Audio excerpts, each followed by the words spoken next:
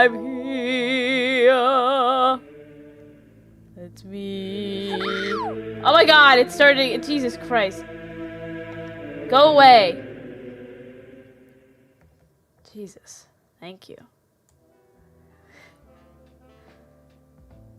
Welcome. Hey, it's been a while. What the heck? What's going on? It's Monday. How's everyone doing? What's the vibe? Wait, hold on. I'll be honest. I was sitting here. I didn't go live because I was looking at the Steam sale. Boo. There goes my money. I'm looking. Listen, I'll be honest too. Hey, how's it going? It's Monday. I wasn't here last week. I'll be honest. I don't know. Should we play this? Should we play Roottrees? Is that the vibe? Or like, should we play something else? Like, low-key, I'm looking at the sale games and I'm like, hold on a second.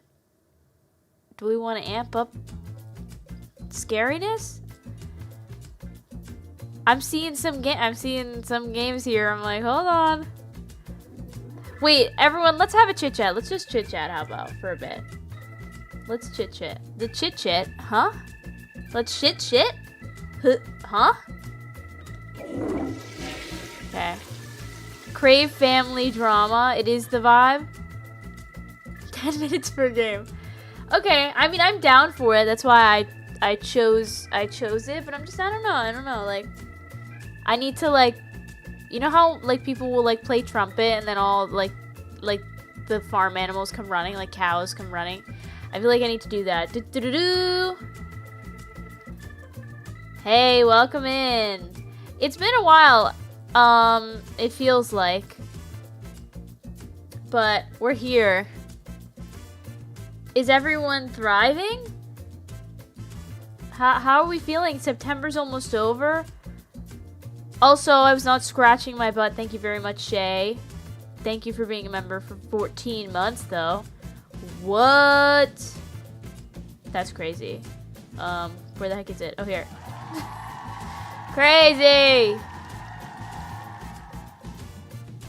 You were unusually productive today. That's great. I'm so glad. I mean, but even if you weren't productive, I'm proud of you, you know? You know what? It is what it is. Some days are tough. I can't believe it's going to be October. I feel like I'm not in the vibe for it. I'm not in the mood.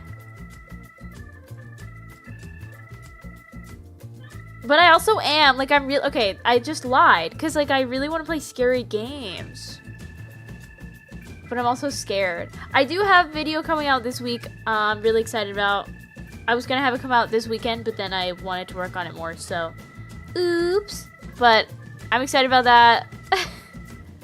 The scaly season is gonna be. There's a lot. I think there's a lot going on. I'm very inspired by it.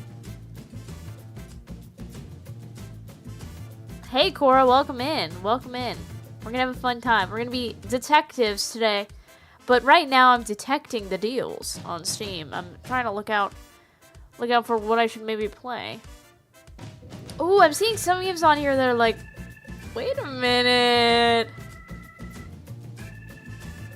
There's a lot I'm excited to do. Also, Little Nightmares 3 comes out soon. Can y'all believe that? Would y'all be interested in seeing that? Because I really want to play it, but I don't know what the vibe is. I don't know what the vibe is, you know. I'm just checking the vibes. What is my vibe right now? I don't even know. I'm like a little bit. Woo! I feel like I'm hyper. I feel like I haven't talked for so long. I haven't streamed for so long. I need people to know I did. Hold on, I need to get a hairband.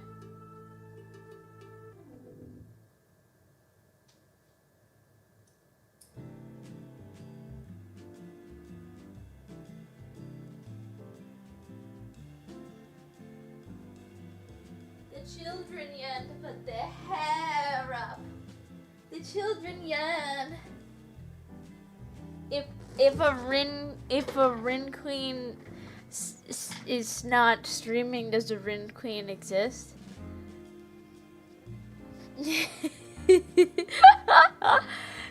My empty wallet? No. My wallet will never be empty because even if there's no money in it, there's just so many, like, cards that don't mean anything. Like, random rewards cards from places I don't shop at anymore. Little Nightmares. I haven't heard that name in years. Little Nightmares is an oldie. I feel like if I play Little Nightmares now, people won't even know I've played it before. Like, the original, the first two. That was like... That was like a big deal for me. I haven't played Frambo, but that is on my list.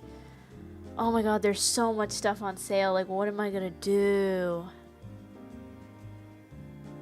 Never heard of Little Nightmares before? Oh my god, Little Nightmares is such a freaky game. It's like a freak.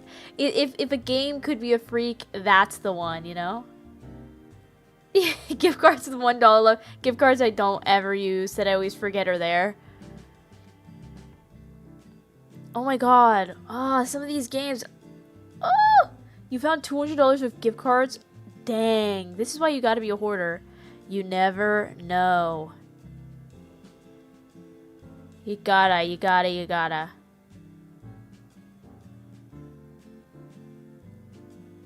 Old Skies, I've never heard of that before. Very big deal, very big deal. But yeah, I figure like Roottrees is like the perfect kind of vibe to go into scary season. Cause okay, so this Wednesday is October 1st. Wow! Calendars! This Wednesday is October 1st. Which, by the way, if you're in the mood for scary stuff, I posted a video of a scary game. Whoa, you should watch it. I mean, we streamed it. So, it's kind of... it's kind of whatever. But it's fun. And look out for a video this week. I'm excited about it, but just horrified because scary season. It's scary season.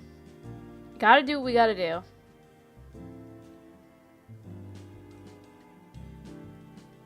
You're having a plane on October 1st. Congratulations. So stupid. What are you gonna name it?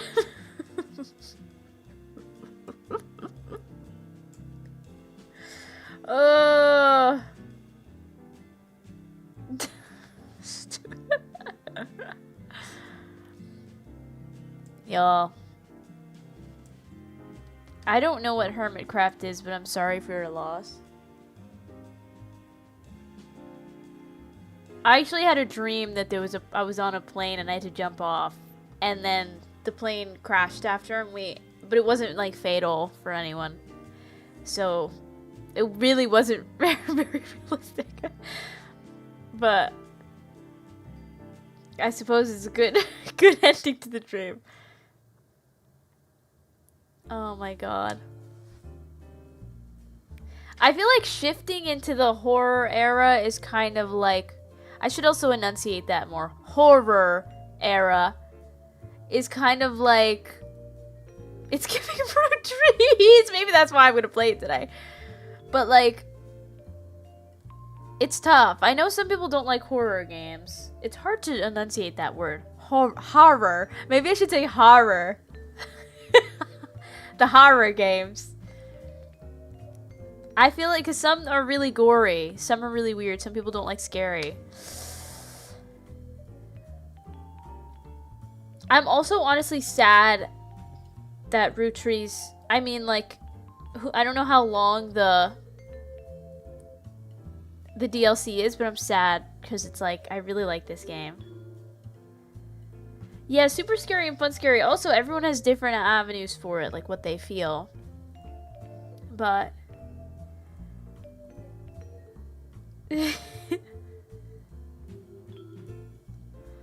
I really loved the chill. I gotta play more Chillazar. Oh, I'm excited. I'm excited for this season. I'm excited, but I'm scared because it means I have to play the games. But I feel like the horror games I've done, when I go back and like look at the channel, if I see like, when I see those, it's like, oh yeah, that game, like they really leave an emotional impact on me. Oh, I'm like, oh right. Oh my god, yes. Parasocial. Oh, that one I remember. I remember that whole section I cut out because I couldn't figure out. I couldn't figure out what I was doing. I couldn't find the puzzle pieces. I truly believe in the power of the vibe, but sometimes it's hard to have the power of the vibe believe in me, you know? Or maybe it's the other way around. Sometimes the vibe takes you places and you doubt yourself. And the vibe is even like, is this the vibe? But you're the vibe, you should know you're the vibe. And so we follow the vibe, and we hope. Oh my god, Undertale. Are we like in a reminiscing mood today? What's going on?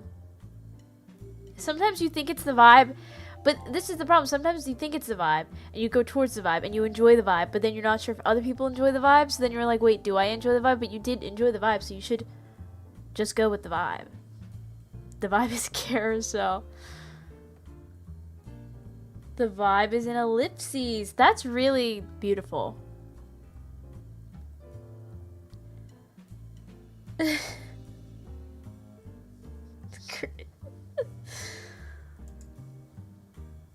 My vibe today is figuring out a mystery. I think that the game comes with the DLC, I hope. I think I have it, but I don't know how to do it, so hopes and prayers.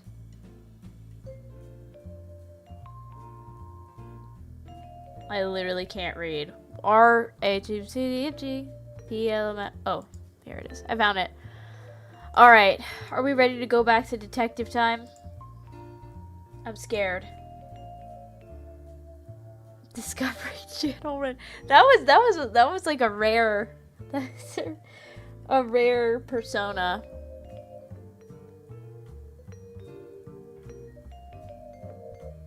Chef Rin'S busy. They're all busy. I can't believe I only got one thing wrong in this game. Play.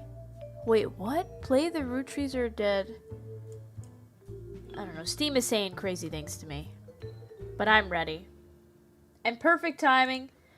The music has stopped. And I have started.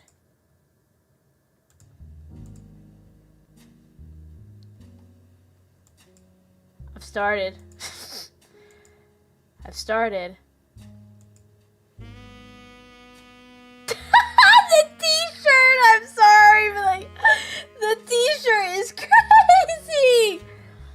The t-shirt is hilarious! I'm a secret roottree. I'm a secret roottree. Please. Please. Oh my god, that's so hilarious. It's like I feel like it's, first of all, it's reminding me of Shrek. I think it's just because it's green, but like also the color of the t-shirt is like he kind of would wear it. Like it fits with, like if he wore it with his brown vest, like it matches. Like it would work. Just from one stylist to another. I'm just saying he could really like pull that off.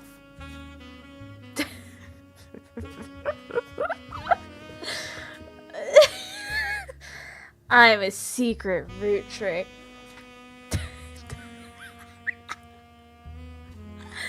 It's just so funny. Okay, wait. Let me recap what happened last time. Alright?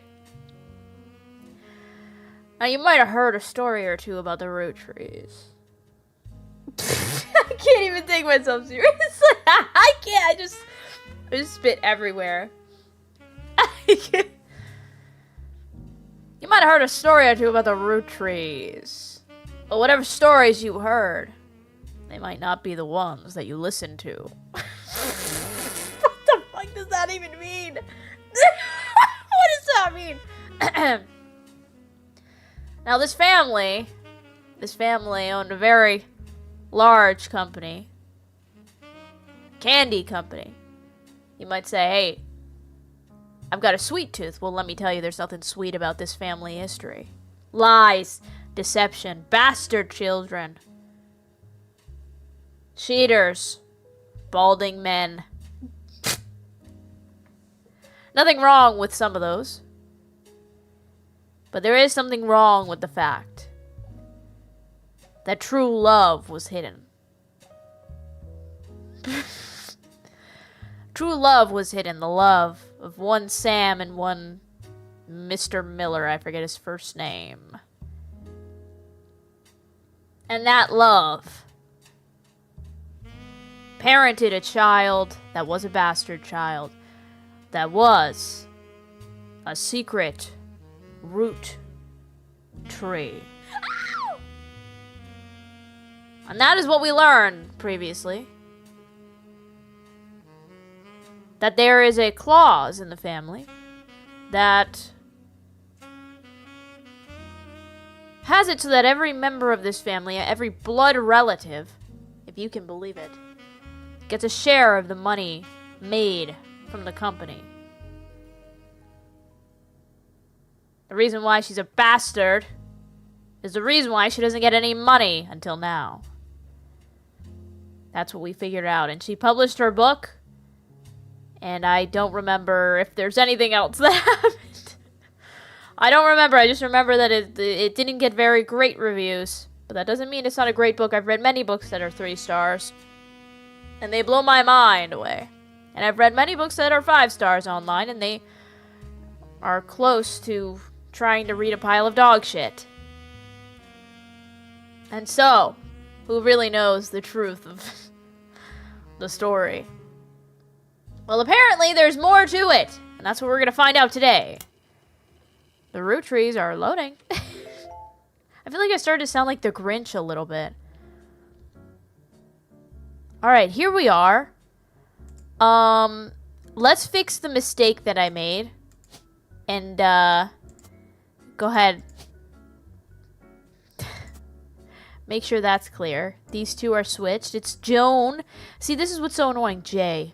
Joan, James, like I should have really thought about that. And then like Helen, no, that one doesn't make any sense. So it was really just up to anyone.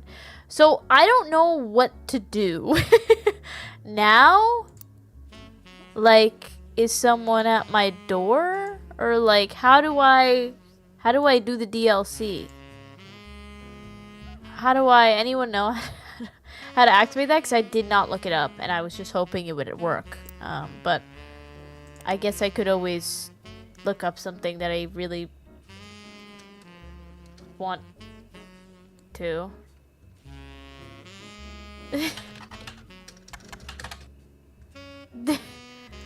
DLC, how do I really should look this up. Hint. My notes. This life that I once lived. No more. Anyone calling me? Anyone? A new game file? You have to make a new game file? Wait. Do I really? New game. Oh! Roottrees mania. Find out what happens to the infamous family in a whole new mystery. Thank you, Jenny. I needed that. Roottrees mania will spoil unlocked content. Make sure you've tied up any loose ends before starting. I don't know what that means. But let's go. Roottrees mania! Aha! Look at this. Oh, there's a new mystery. Oh, no! Not Clark! No! Not who you expected to be knocking. But life's funny sometimes. Clark, no! I can't hear your beautiful voice, Clark. What would it be? Speech. There we go. Clark, the man who married... Okay, here's the backstory on Clark. He married into a family twice. He married one sister, had a child, divorced. Married another sister, had a child, still with, I think. This man is kind... I was not expecting Clark over here. And in between those marriages, he not only lost one of them, but he also lost many of his hairs. Don't know if it's related, but just to be said. And there's nothing wrong with it, okay? There's nothing wrong with that. You know what? Right, he did marry 3 times, didn't he? He married all 3 sisters? No way. Did he? I can't remember that. Oh my god. Look, there's nothing wrong with being bald. There's nothing wrong with losing hair. Okay? But he messed with a family real bad. So, I'm just saying, okay?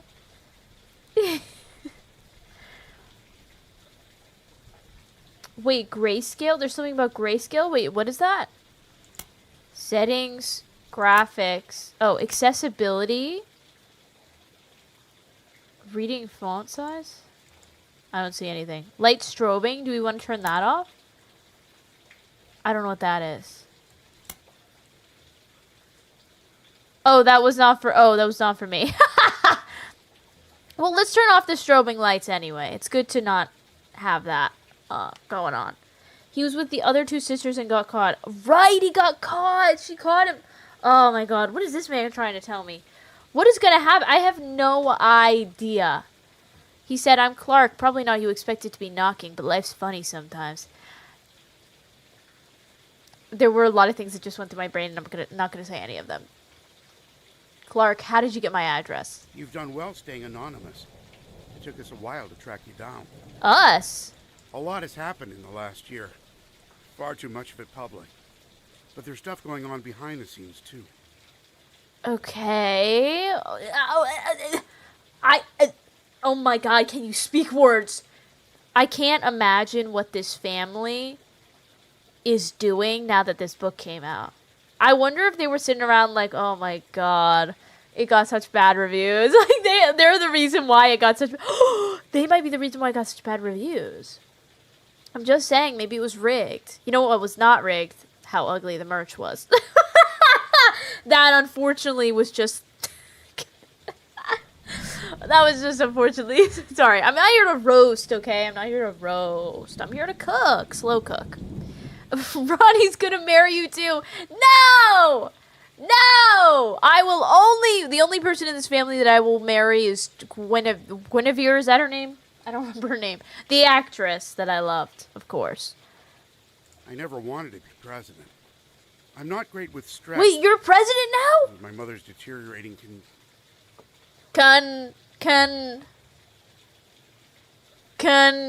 with my mother's deteriorating confession, with my mother's deteriorating contemplation, with my mother's can I speak? And with my mother's deteriorating condition. I'm sorry, I'm rambling. I'm not here for sympathy. I'm here because part of the fallout of Sam's book is that everyone's coming out of the woodwork. Everyone. Oh god, I bet you got a lot in your closet, bud. What kind of skeletons are you hiding? Now that it's public knowledge that Planted Trust covers any Roottrie despite their history with us, a lot of potential cousins have surfaced. Oh, more bastards! You may have seen that man on the cover of News Time. It was a disaster for us. I have not seen any man. And then Miracle went and made it all about himself. Oh my god! Oh, the juice! Oh my god! I feel like I'm sipping straight lemonade right here. Like I'm getting the juice. The long and short of it is a lot. Lemonade isn't juice; it's lemonade. Whatever. Sam's helping some of them. Oranges, straight up oranges, because I'm drinking juice. Just edit that so it's like just cut out the middle part where I messed up. But she's not really going about it the right way, and she's not taking calls from anyone in the family. Blocked number. I let it slip through a mutual friend that I found you, and I was stopping in. Okay. It's manipulative, but yeah. I'm hoping she'll reach out to you. Very. You can let her know I'm on her side. Right. Which side of the bed? The one that the two sisters aren't on? Am I right? In the meantime, if you're willing, I can share our files with you. Oh, okay. Pass them along to Sam if she reaches out. I'm genuinely hoping she'll realize I'm an ally. But are you, though? Like, I don't understand, because you're saying you're an ally. Ally, am I right? But you are only doing this because you don't want other cousins to come out of the woodwork. But she was one of those, and you didn't believe her or care for her. I mean, maybe not you, though. Actually, you know what? Clark's kid was a cool guy. Yeah, Clark's kid was cool. He's kind of, I don't know. Feel free to do your own research. I've been told you enjoy things like this. To each their own. I don't enjoy it. It's my job, man. It's not, I mean, like, I enjoy it, but, like, it's not, like, I don't just do it for fun. This is what I get paid for, so give me some of that money from the freaking, what was the song you wrote? Trains in peace and trains. Something like that. It was like flowers and peace and trains. If the government wasn't shitty, we'd have flowers and peace and trains. It's like something like that. Well, looks like we've got new things to look at. I haven't changed any decoration in my home because I like things to stay the same. Unless it's a mystery, in which case, I don't mind if things change a bit. Let's take a look at our new evidence. Notable events start here. Today's August 3rd, 1999. It has been 8 months. 8 months and I haven't had another job. 8 months and nobody's hired me? I literally found out this whole family history for no reason, by the way, because the person that hired me was just someone in the family. They could have just told me all of it. Don't know why I was given all this money and I didn't move. But also, like, I probably would do the same thing. I like my little home. My little cave of detectiveness. This place I've lived in for years and years is where I've stunk up the bathroom. And there are memories in there that you just can't replace. Not with a Febreze and not with any kind of candle. Though I could move to a mansion, I strive to keep myself humble. To allow cases to find me, if they so need to. But I hate to get a case. So the fact that I have another one now makes my blood boil and my tummy rumble. But that could also be the burrito I ate 2 hours ago. Or it could be the feeling of injustice. There's no injustice, though. I'm just trying to look for family members. This doesn't work. What job? Am I a detective or am I just like... What am I doing? Because now I'm just trying to look for, like, people who aren't in the family or something. There's no justice. Like, I'm just helping a rich guy make sure that other people in the family don't get money. I don't really know what my purpose is, but anyway. It's been 8 months since you helped Sam Madsen with the research necessary for her book. Sam was true to her word and paid you an incredible large sum of money. She never mentioned you by name, however, so you managed to keep a low profile. Yes, just the kind of profile I like to keep. Anything higher than low is too low for a high person like me. I'm a PI. Actually, I have to PP.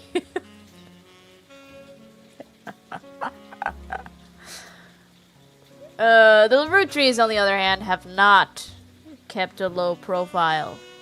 Below is a summary of notable events since the book's release that you can refresh your memory in full detail by searching online. 6 pieces. Sam Madsen's book about Elias Roottrie was released in February. It was a bestseller for a few months. At the time, Carl had not yet been replaced. Carl is dead, by the way. Let's start up our new notepad. Here we go. Here we go, folks. Whew. Let's see. The past. This is what we need to know. The Roottrees rift. In March, the Roottrees company stumbled publicly as they attempted to respond to the book's release with multiple conflicting press releases and a clear lack of leadership. Who's going to be the next president, we ask? We know it's Clark, but why Clark? Clark Rafferty LaRue was announced as the permanent successor to Carl Roottrees and welcomed Sam Madsen to the family officially. The company hired an outside legal group to handle the changes to the Clancy Trust. This included any other new questions of lineage. 5 Ps? Me in my bathroom every day. After this announcement, there was a rash of different people claiming to be Roottrees, mostly dismissed as opportunists and scammers. The highest profile of these, by a wide margin, was a rapper named Felix Fellows, who changed his moniker to 5 Ps as a publicity move. At the same time, 5 Ps is the only notable person on the updated tree. Interesting. Oh my god. Hello? It's fine. It's fine, I just can't speak today. Roottrees mania. In another high-profile misstep, Miracle Roottrees publicly and vehemently. This is one of those words that I've only read and I've never heard in my life. Vehemently. What did I just say? Vehemently. Vehemently sounds right. But I think in my head I read it as vehemently. By the way, what does that mean too? Is that like repeatedly? It's like strongly and repeatedly denied. A strong notion. Denied that 5 Ps was a Roottrees. Just ignore the H. Vehemently? No way, it's vehemently. Vehemently? With bitter conviction. Exactly like that. Yeah, that's the vibe. Vehemently? Is that how you say it? There's no shot. Vehemently? No way. I'm looking this up. No offense, but I need to hear it. Vehemently. Vehemently. Vehemently. Vehemently. So it's like instead of an H, it should be vehemently. That's so weird. That is not how you say it? What do you mean? The American pronunciation. Vehemently. It's vehemently? It's an H, but a subtle H. Vehemently. I hate this word. Screw this. Vehemently. That's a beautiful word, actually. Like, it's kind of like a roller coaster. Vehemently. Like, you're vehemently. Bro, he's wrong. Yeah, I mean, what did I expect from Google anymore? Vehemently. Because you're saying V, but then you keep going, like, the V is like, vehemently. It's kind of nice. Okay, anyway. It's sometimes words are fun, okay? You gotta really respect them. The Roottrees, the legal team, offered to do a DNA test to get 5 Ps to drop his claim. And in a moment that caught what seemed like the entire world by storm, the test proved he was a Roottrees. Suddenly, the world was obsessed with Roottrees. Okay, that's crazy too.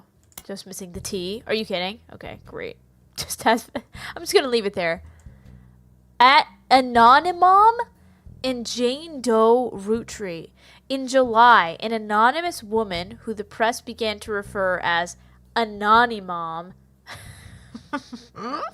appeared in interviews with her face and voice disguised. She claimed she claimed that an affair with a rootree led to the birth of her daughter, aka Jane Doe Roottrees. Let me guess, it was with Clark, I bet. Nah. Maybe Miracle. Wait. Anonymom. If true, this would make her daughter yet another secret rootree, and therefore entitled to a share of the Clancid trust. Nobody knew it at the time, but this would turn out to be the last chapter in the Rootree Mania saga. As more and more of Anonymom's story came out, people began to notice how much it echoed Five Pieces in nearly every significant way. The court of public opinion began to turn. Confirming the world's suspicions, the DNA test, orchestrated by lawyers on both sides, proved that her daughter was not a rootree. This final event caused public disappointment, smugness from doubters, and countless accusations of the entire ordeal being an elaborate hoax or attempt at fraud. Things got a bit ugly, and the fun of Rootree Mania seemed to disappear overnight. Now, a month later, it feels like a distant memory. Ooh, I mean, what if she did have an affair with one of them and then, like, the kid's just not theirs? You know what I mean? Like, she could have still had an affair. I mean, not that it's any of my business, but it is, so. Tell me more. Previously on The Rootrees Are Dead. No way. One of my favorite TV shows ever? Is this real? Oh, wait, no, this is just to tell us what happened last time. I was like, oh my god, they made a TV show about the Rootrees, and I watched the whole thing. I was ready to go on a whole rant, but no, that was just in my dreams. Yeah, so right, we know about all this stuff. We did this last time, and then this is also Carl written, drawn very well. I should be an artist, not a detective. Whoa, look at this. This is the old. This is the old, this is the new. Okay, we've got our work cut out for us. Look at this pretty green. This person is also on the original tree. Possible Infidelity 3, 1975 to 1982. It's got, wait, also, we never figured this out, but I still believe that Carl's the one that killed someone else's, like, someone died in a car crash, and I think Carl was responsible. I feel like first affair, final affair. Ooh, infidelity. Wow, they added like new pictures and everything. This is all about cheating. This is all about scandal. This is going to be fun. This is going to be fun, and this is like, I feel like I'm watching a show. I'm like, oh. Okay, first thing we need to do is go on the internet. Classic. Connect me. Any day. Don't worry. It'll take some time, but we'll have time to think about our personal lives and our issues in life. Okay, thank God we didn't have to do that. Here we go. I think we should look up 6 pieces. Let's just see what's going on with the book, you know? Like maybe something new happened. Yeah, just like search for drama, the game. Drama that isn't real. This should be a whole section. Guys, why can't I speak? I don't stream for a week and then all of a sudden I forget how to say words. It's okay. It's fine. You all know what I meant. Subsection. There should be a whole subsection of games that are just about finding drama that isn't real. Because I feel like when you're trying to find drama that is real, it's risky, or it's also like maybe you should find a hobby, you know? Maybe you should get something better to do with your life instead of worrying about people's lives that have nothing to do with you. We still do it, of course, but like if it's in a game format, then maybe you don't feel as bad about it. Maybe the hours you spend looking up people's names and backgrounds and mistakes, it's leading towards a goal that you can gain an achievement from instead of just searching online for things. Though we're still gonna do both of them. I won't even tell anybody to stop because it's just the way the world works. Hey Ray, thanks for being a member for 7 months. Dang! Happy Monday. Take that chance to drink some water and hopefully work on my diction. Nary, let's read some words. Okay, 6 pieces. Unwrapping America's sweetest family. Okay, that kind of is really good. Hold on. Okay, the past. 6 pieces. I'm gonna make it like really mysterious and put an ellipses after everything.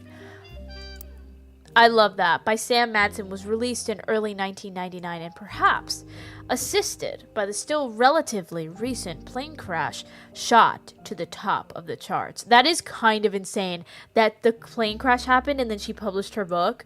That's insane. She was like, there needs to be an event that happens that makes this book do well. Maybe let's not get into that.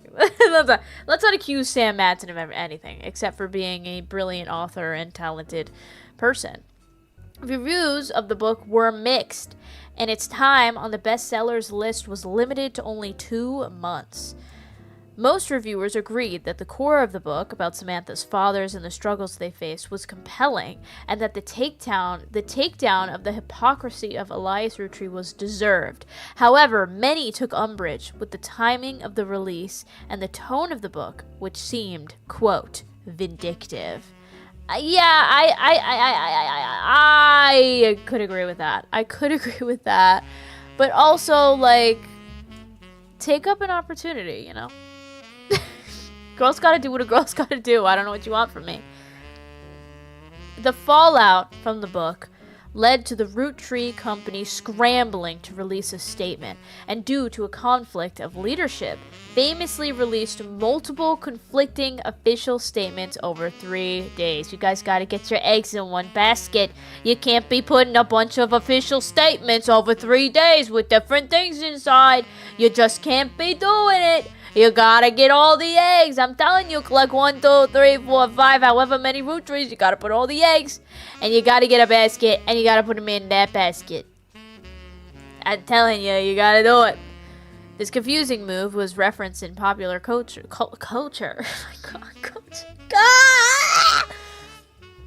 Popular culture due to a late-night sketch about indecisionitis.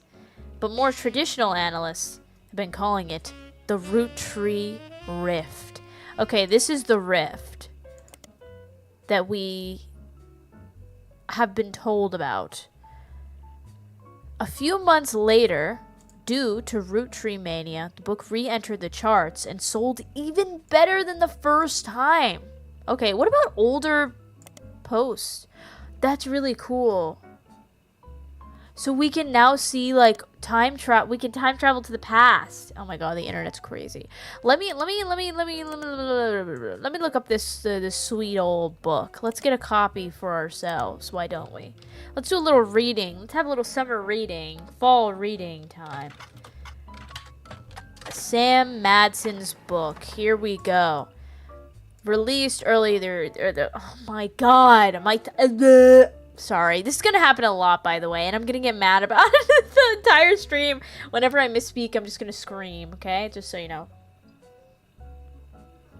That said, Sam had some sections on other family secrets and rumors. Okay, we're gonna learn some stuff here. We're gonna learn some stuff. I'm very excited. Let's go read it. Here it is. I love the picture of her adopted father. Oh my god, that's freaking hilarious. The miracles head. Please. That's so funny. The picture that I found, the one that I was so obsessed with since the beginning. The only picture they've got, they couldn't zoom in anymore. 6 pieces. I thought the cover was gonna be like a piece of candy, like an empty wrapper, like 5 full candies, and then one that's open and ripped open. Wait, that would kind of eat. That, am I a graphic designer? That would kind of be really good. Like if it was 5, maybe even in a circle, like 5 of them, and then hers, the open one, would be in the middle, like open, and then like there's an empty spot where she's meant to be in the circle. Like, hold on a minute, wait. You guys need a better graphic designer for your t-shirts and your book covers. Like, why am I a PI? Why am I a detective? Why am I doing this job when I should be making your book sell even more? Damn. That would be so good. Hold on a second. Hold on a second! Sam's book has a few different passages about her own. I feel like I want to draw the cover. I feel like I want to draw what it would look like. Like, it would be white background. It would just be, like, empty. Photoshop the forehead up. Like, wait, why am I kind of like... Maybe, wait, hold on. Let's do it. Hold on. How do I mean, okay. How do I do this? Should I make a new one? New... Maybe, okay, wait, let me save this. Just so that I don't lose it. Because it's very important artwork. Very, very important. Okay, there we go. Now let's make a new one. Here we go. Okay. So, if this is the book... Oh, brother. Okay, well, it's what we're working with. Right? This is the book. Okay, 3D. Look at me. Right? It's 6 pieces. It's 6 pieces. I don't mind the way the title is. So it would be like 6 pieces. Just bear with me here. 6 pieces. Unwrapping. Okay, whatever. This is like the bottom. And then it's Sam Madsen here. Right. Oh my god, my handwriting. Okay, then my vision is like, I don't know, what does their candy look like though? I don't know. Like, is it like, do you think it would be like little, what's it called? Like the circular candies, or like, is it like bars of candy? Like, I don't know. Isn't it like kind of like square, like almost like fudge, like little, right? Is I feel like it was like a fudge kind of vibe, but I can't recall. My vision is like, it's a bunch of types like Willy Wonka. Maybe we just see, like, now I'm like self-conscious because I don't know if I could draw this well enough. But if it's like, you know, like this kind of, and then there would be like one that like is like a weird shape. This is not what I envisioned at all. I feel like I wanted it to be like, okay, these look like chewed gum. Who's chewing gum and putting them on this book cover? I feel like I'm seeing it not like exactly like this. Like, I feel like I'm seeing it like at an angle. This isn't exactly what I... This looks so fucking awful.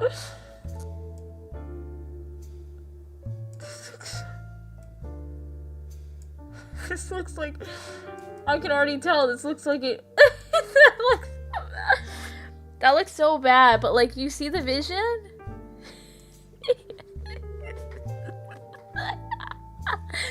Ew. But like, these are all wrappers.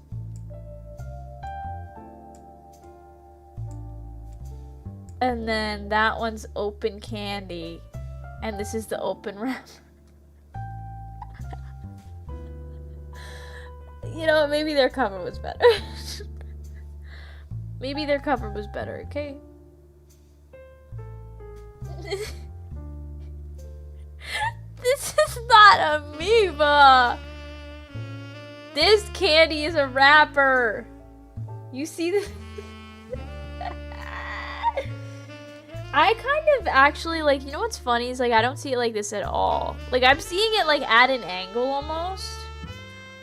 Oh my god, my glasses are so dirty. Maybe that's why I can't draw. Yeah, let's blame it on that. I was kind of seeing it almost like, here, I'll show you, like, here. Like, if it were, like... This isn't it either. I don't know how to do I don't know how to do angles. Hold on, like I see it in my head, right? Like it's like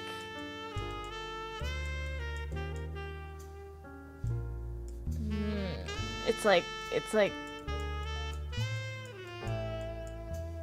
almost like, oh my god, I'm like using all my brain power to do this.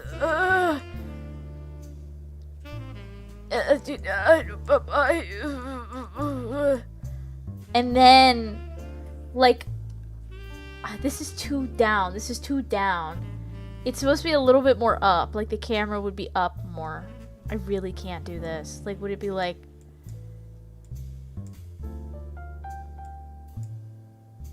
and then maybe this one actually would be, I lied. So maybe it would be like, oh my god, it would be like, cause the perspective or something.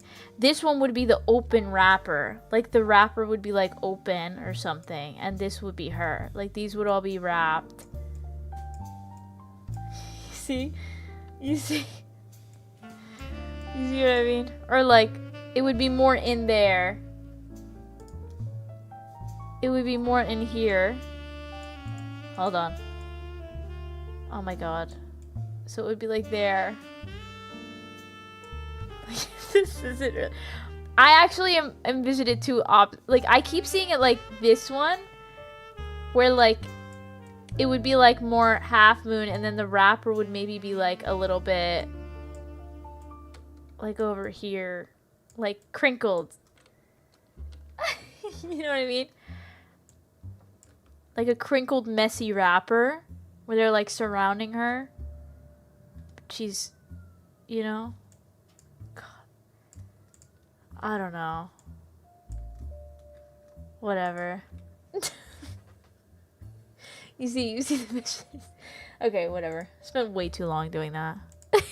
Or not long enough, perhaps. Not long enough is the real answer. Anyway, let's actually solve a mystery here. Thank you very much. Sam's book was a few different passages about her own history with the company and the rumors and gossip she collected during that tenure. She ran the farm for a period starting around 1968 after the death of Elias Roottrees until her daughter Gwyneth took over in 1984. Hold on. Okay.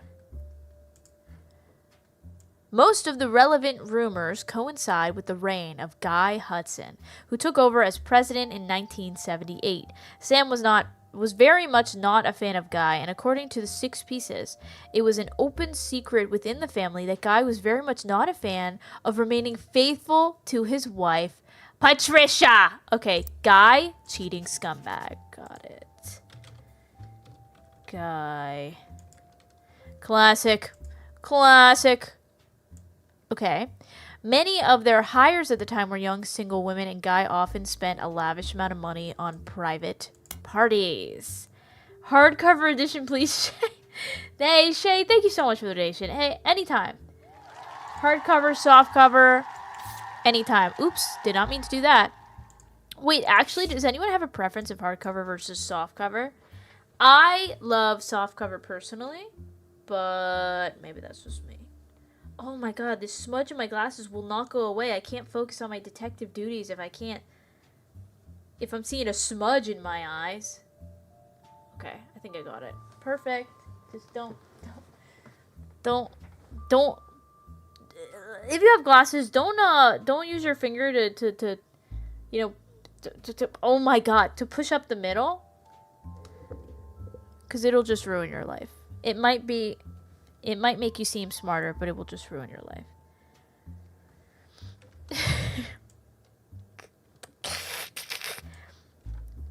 That's me when I tumble over my words. Yes, okay. Yeah, I think hardcover is good for the aesthetic, but to read, softcover is where it's at. This was 20 years ago that he was a cheating scumbag, right?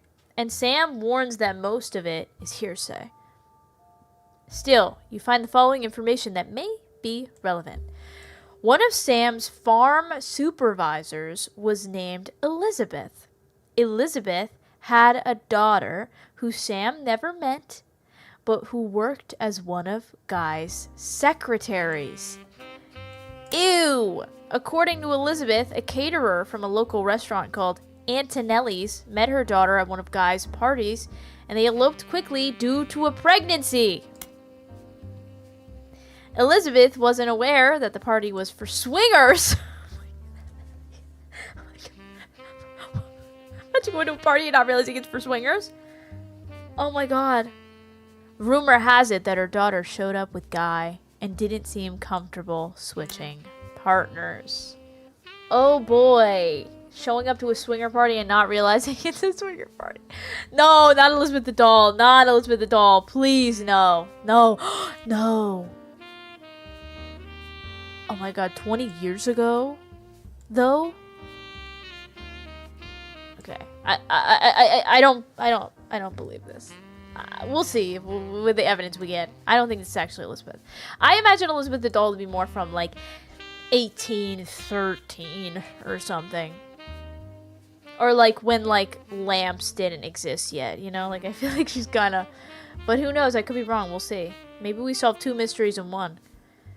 Guy's main positive contribution to the company involved expanding to markets previously untapped by Roottrees. And he doesn't leave many markets untapped, if you know what I mean. I'm sorry! I'm sorry for that one. I'm sorry, but I had to. It was there and I had to. However, when he went on trips overseas, they were often for weeks at a time. And Guy was known for spending more time and money on official... Okay.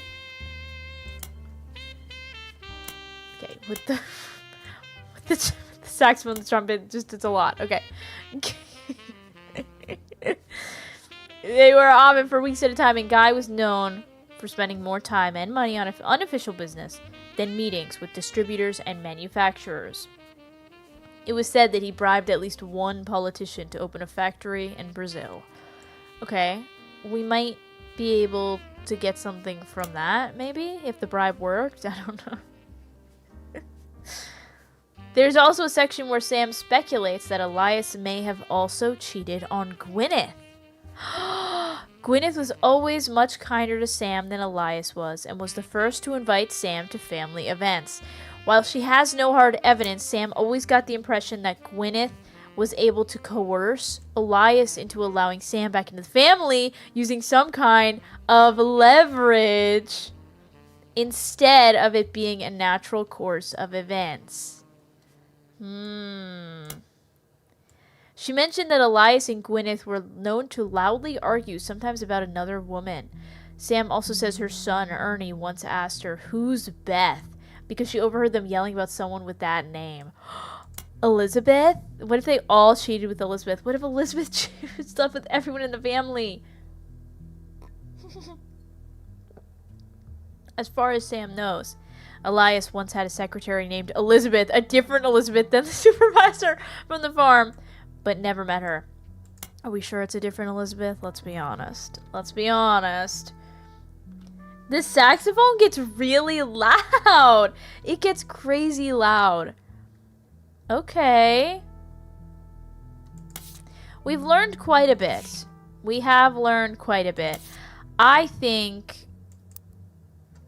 Okay, so the possible infidelity, 1975 to 1982. There's one in 1988 that's unrelated. Oh my god, there's so many infidelities.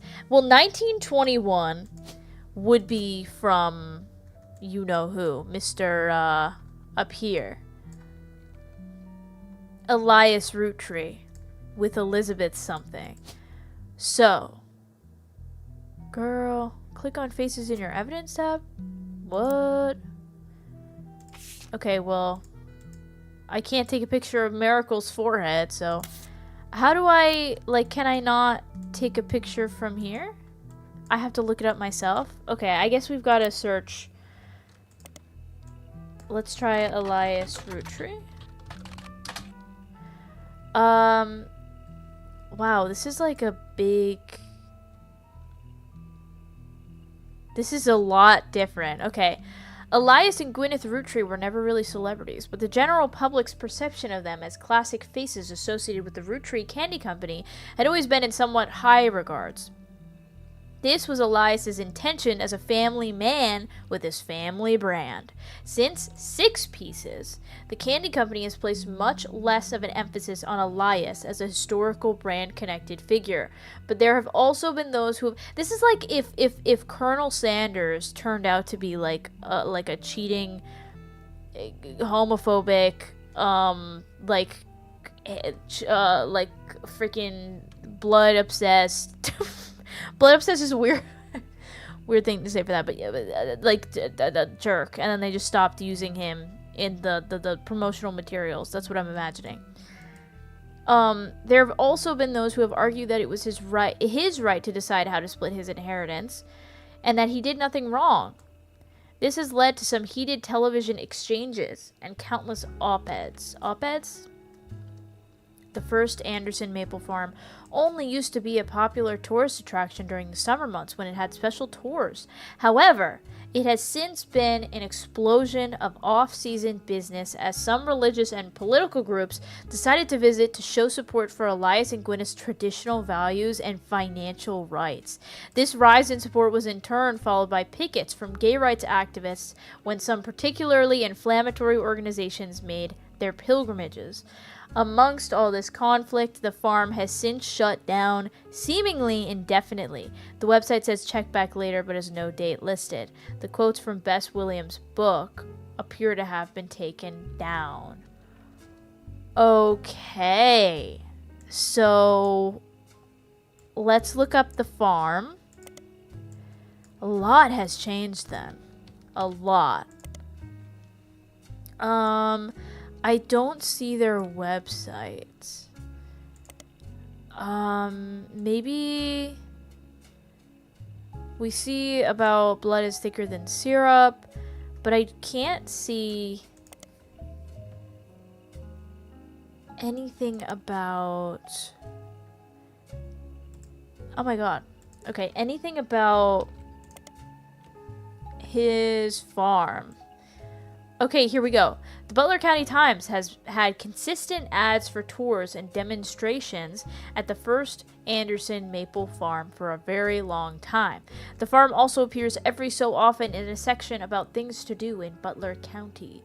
It seems that twice each summer, the Roottrees Candy Company's current head of farming, Mrs. Cattrall, returns to Butler County to demonstrate how 5 pieces were made at the beginning of the century. Gives you free samples. They cost quite a lot to attend and sell it every time, so the Butler County Times recommends getting tickets from the moment they go on sale. They have discounts on Tuesdays though, guys, so if you want to go. Wait, did you guys hear the autumn sale sound that just came on, or was that just me? Did you know the autumn sale is... Did y'all hear that? It literally just popped. It literally just popped. Oh, it showed up on stream? I didn't know that it could see that. How did you guys see that? I thought, because usually it doesn't show up. That's so funny. That's so funny, but also, like, why is it showing up? It's not supposed to. They're like, hey, like, usually it doesn't show any notifications for any, like, achievements I get. Saw it with your eyes. Wow, that's so weird. Because that's why I didn't say anything about it, because I thought no one saw it. So I was like, oh. They're literally like, oh, we heard that you wanted to spend your money? We heard that you wanted to spend your money. Just wanted to make sure everything's good. You haven't opened your wallet yet. Okay, let's try to look up Cattrall, or maybe not. Okay, actually, God, I, like, don't know even, like, what to do.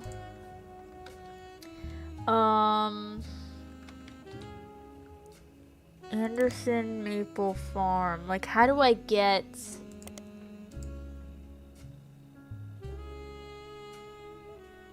How do I get pictures of them? No, welcome in. I'm sorry you're sick. I hope you feel better. Also, I realized I'm reading all of this like a news anchor. I need to get back to my actual roots. Aww. Okay, let's look up 5 Ps. Let's get some information on this, because I feel like this is going to give us a lot, I hope. 5 Ps. Here we go. 5 Ps, aka Felix Fellows, is a rapper who has found some recent radio play after being publicly confirmed as a long-lost roottree and entitled to part of their fortune. So this is someone that's related to the family tree. His alias, 5 Ps, is a play on 5 pieces, which is funny because there's actually 6 pieces now, Felix, so if you could fix that, that would be great.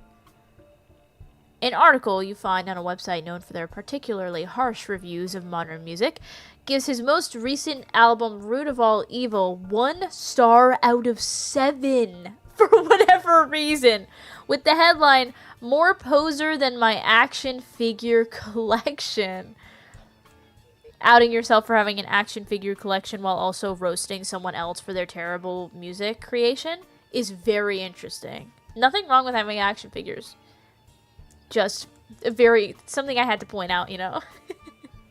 The review mentions his real name is David, and he used to go by, wait, his name isn't even Felix? He used to go by David and Dirte Dave, I'd imagine. And the author rues the fact, okay, Neville Longbottom? Is that his name? Neville Longbottom? Who has a Longbottom? Wait, that's a different character. Isn't that a Harry Potter character? Neville Longbottom's Harry Potter, isn't it? Who's the one in iCarly? Neville Peppermint? Is that his name? Peppermint! Is that it is Peppermint! Neville Amadeus Peppermint. Neville also, Longbottom is the dumbest last name I've ever heard. I'm sorry if that's your last name, but Neville Peppermint, as if Peppermint is better. Neville Peppermint, the author. This is on Nevelocity, the website. The author rues the fact that this rebranding was a blatant marketing stunt at the expense of his mother's tragic past. She overdosed when he was 16. Okay, this is about the author. Why would we know this? Why would we need to know this much information about the author's mother? No. The rebranding of Dirty Dave was a marketing stunt, is what he's saying. It's confusing. Apparently, only one of the songs on the album is new, and the others were simply rewritten to turn blatant references to sex, drugs, and violence into clumsy euphemisms. Oh, that's a hard word. His rise to prominence was kickstarted when he appeared a few months ago on the the cover of News Time, holding a photo of his mother with Guy Hudson. I wonder if the mother is Elizabeth. At first, the Roottrees company denied it. Oh my god, again with this word? Vehemently. Miracle Roottrees even appeared on the same magazine a week later. But since then, they've backtracked and publicly welcomed him to the family. Their press release at the time stated that they had new evidence that confirmed his story. Okay, so we've got to look up News Time. Oh, the hard work I do. News Time is a major news periodical that releases a new issue every week. The rapper 5 Ps famously appeared on the cover, claiming to be a Roottrees. Then, 1 week later, Miracle Roottrees did the same, denying that he was. Because of this high-profile back-to-back discourse right before the start of Roottrees Mania, they appeared to be the de facto publication to get news about the ongoing Roottrees saga. They reported record subscriber numbers during this time, which lasted until the end of Roottrees Mania, when the world generally stopped paying attention and they went back to reporting on more traditional news. I feel like what happened to newspapers and magazines? Like, I was never one really into them except for the teen ones at the grocery store. But I feel like subscribing to newspapers and magazines is kind of like, ooh. But also, like, what do you do with all that, you know? Let's look up 5 Ps on here. Felix Fellows famously appeared on the cover of Newstime, kicking off Roottrees Mania. Then a week later, Miracle Roottrees appeared. Let's look up Miracle after this. A summary of both articles as well as a close-up of the photo have been added. Okay, great. So we're going to get a little summary. Oh, great. And then I wonder... Okay, this doesn't matter. So let's try Elias. I can feel you all around me. Okay. Can't find anything. Here we go. So, here it is. 5 Ps. Holding a photo of his mother and Guy. Click, click. Together with 3 people in the back. Okay, very interesting. Very interesting. I see. I really can't get a picture of that. Okay. We have one before. What am I saying? There's a picture somewhere else. There's pictures of somewhere else. I didn't even say words just then. 5 Ps, aka Felix Fellows, appeared on the cover. Yeah. Mother and Guy Hudson. His father was Guy Hudson. The story was dramatic and sensational, and initially dismissed as fake until a DNA test. But like, how do you can a DNA test be wrong, or like, is that a government thing that has to be done? Like, I don't know. Post Malone is a Roottrees. I don't think that looks like Post Malone. Is that just me? Peas Malone. Post Peas Malone. Post Malone after he pees. I'm Post Peas Malone. So stupid. That's so stupid. 5 Ps says that his mother, Joanna, was Zach Morton's secretary when he retired, and then Guy Hudson's secretary for only 1 or 2 weeks after that before she quit. The first few weeks that he was president. Okay. His parents divorced when he was 4 after his father learned of the affair. Felix and his mother then moved to Portland because she was afraid for her and her son's life. He grew up with her until he was 16, but one day his mother never came home from the movie rental store where she worked at the register. The next morning they found her dead from an overdose in her car. Was this planned? She had stolen all the cash from her drawer and spent it on heroin. Was this perhaps planned? Perhaps, or maybe not. Or maybe I'm just being a little skeptical, but I don't know. I wonder.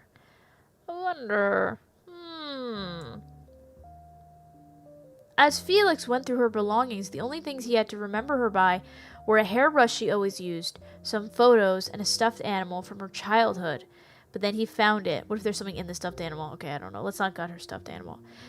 Then he found it, a box hidden in the back of her closet. Inside were love letters and photos. Okay, share them with us, please. I want to read these love letters so bad. These are love letters and photos related to Guy Hudson, as well as a letter from his father containing threats. He threw it all away? Are you crazy? You threw that away? Could you imagine if Sophie and Mamma Mia threw away her mother's diary and we didn't get to hear Honey, Honey?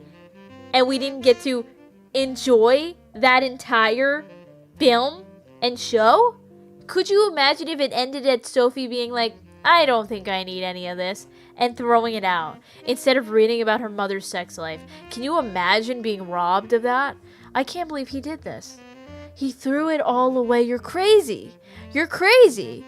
You're not 5 Ps. You're 0 Ps, because you get 0 pieces of fun knowledge about your mother's life.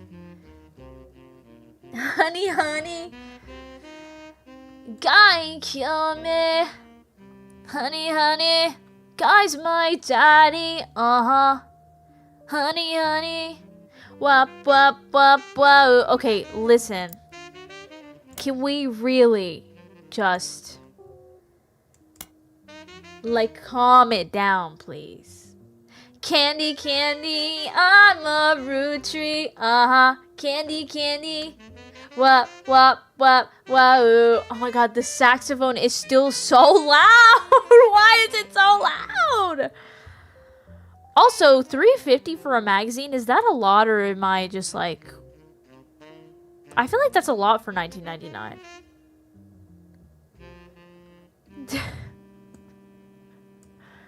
He threw it all away with the exception of the one photo he appears with. Why would he throw everything away?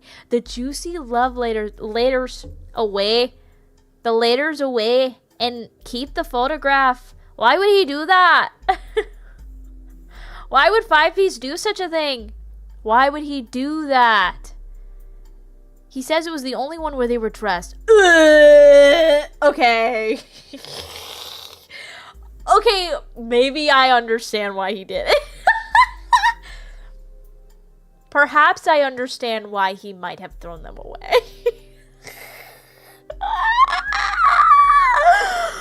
Well, the only one not from the affair itself. But the love letters, though, like, you don't think they were writing smut? Like, it's the 90s. They were probably like... Actually, they might have been writing smut. That's fair. That's fair. You know what? You should have burned the pictures. You shouldn't even throw them out. You should have burned them, to be honest.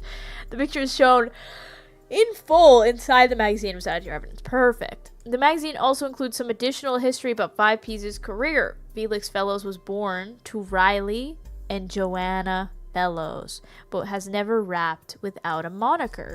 He tried to find success by opening for other artists and even by selling CDs on street corners in Portland. He has only recently started going as 5Ps to harness the power of his lineage. Oh, brother.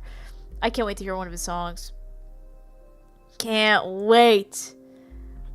The writer did some research into the truth of these claims and was able to confirm that Joanna did work for the Roottrees company as a secretary sometime during the early to mid 70s. Get that J in there.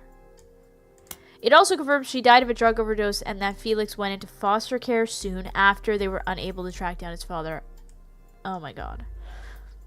Felix, did I do another? Oh no! When the F doesn't go in. They also reached out to Roottrees Company, but at the moment the company's blanket statement was, since the release of a recent book, Roottrees has seen an overwhelming number of false ancestral claims. None have been factual, and nearly all have been knowingly dishonest. We encourage individuals to reach out to us in an official capacity, as opposed to attempting to use our name in the media for blah blah blah publicity. Okay. Miracle Roottrees. Oh my god, look at this. This is kind of a killer freaking...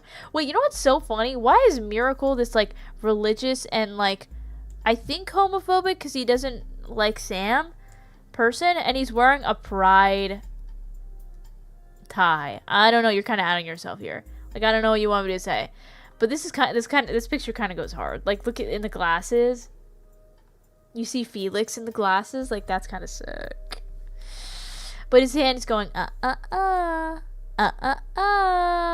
Miracle. Oh, charlatans and thieves! Miracle Roottrees appeared on the cover of News Time shortly after 5Ps did. He vehemently, why is this word everywhere? He denied before the DNA test. It doesn't focus much on the details of 5Ps' accusations regarding his mother and Guy Hudson. Instead, he comes across as exhausted at the events that have been going on behind the scenes, as well as the character of those he feels are attacking his family. Let me try to read this as a news reporter.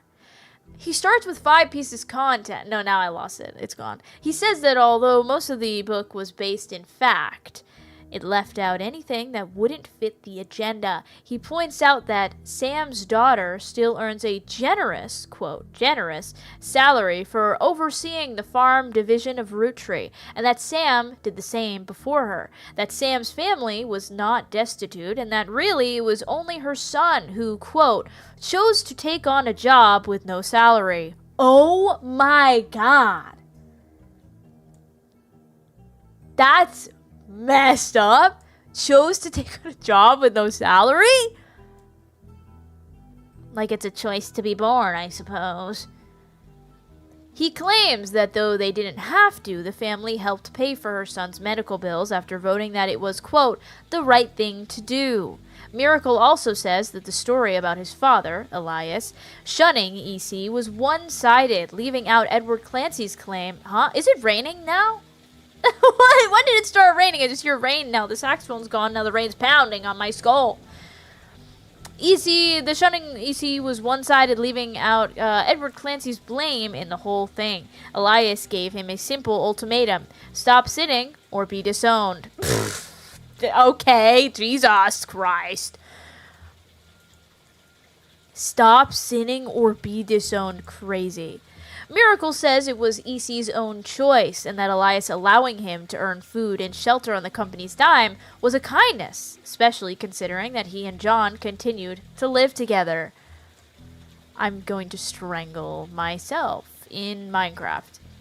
I changed that sentence a lot. You can guess what I meant to say.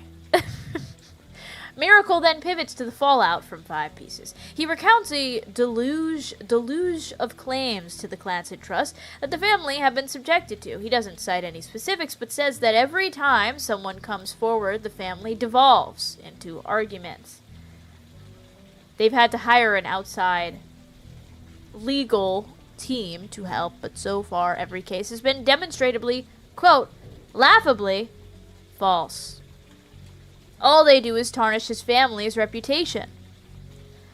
Oh my god, he does a lot in this article. Look at this. Oh boy, man doesn't stop talking. There's someone who talks so much, you might think he wouldn't be religious, because you'd think he would say, go pray to the Lord instead of reading this article. That's freaking 8 pages long. He focuses on 5Ps, who appeared on News Time before him. He calls him a grifter and a delinquent and says he is using their name and products to sell filth to the masses. Of all the accusations, he says this is the most dangerous because it exposes the world to hatred. You sure? What is it in this case? Because, like, I'm feeling like this could be said about a lot of your family members, and 5Ps is like one of the last that I would say is guilty of that. Like, maybe he is, but like, bro is wearing a gay tie and hates gay people. Like, can you stop? Last time I checked, the Bible was in black and white.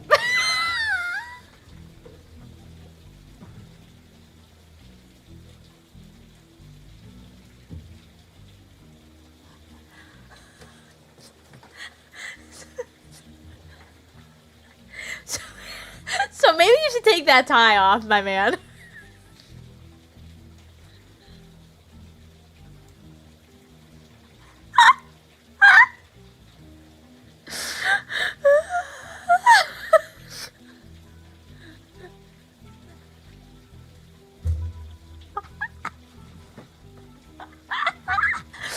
We liked it. That was that.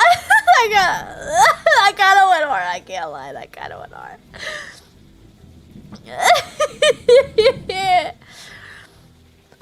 He cites 5P's lyrics as violent.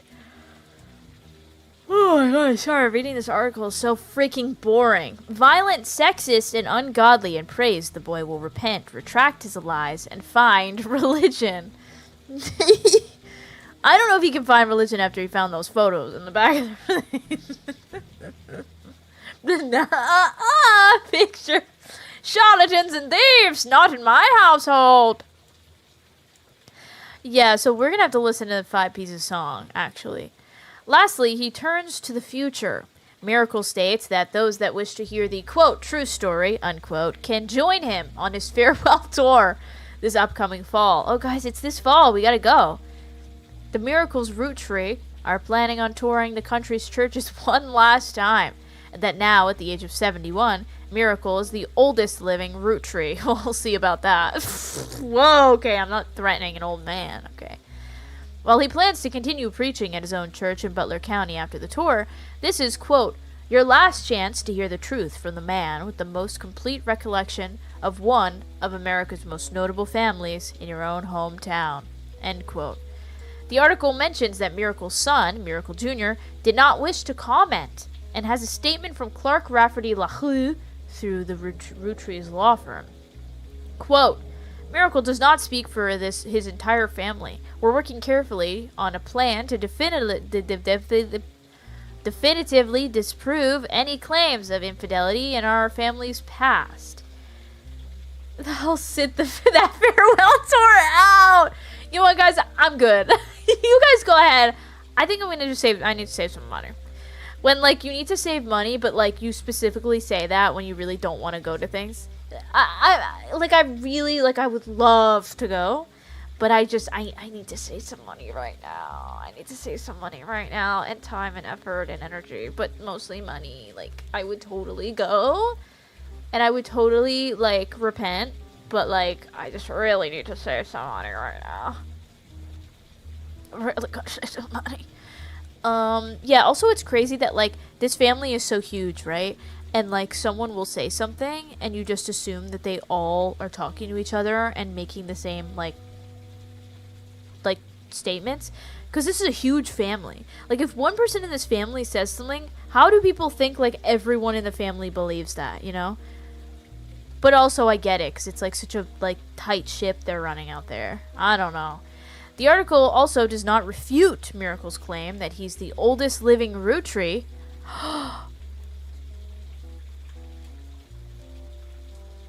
Despite Sam Madsen being born the year before him.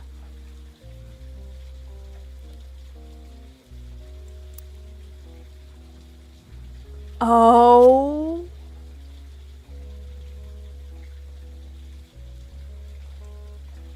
My God. That's messed up. That is messed up. You sneaky little... I hate you. Oh my God. Let's get this photo. Rootree family picnic? She went to the family picnic and they made t-shirts for it in the 90s?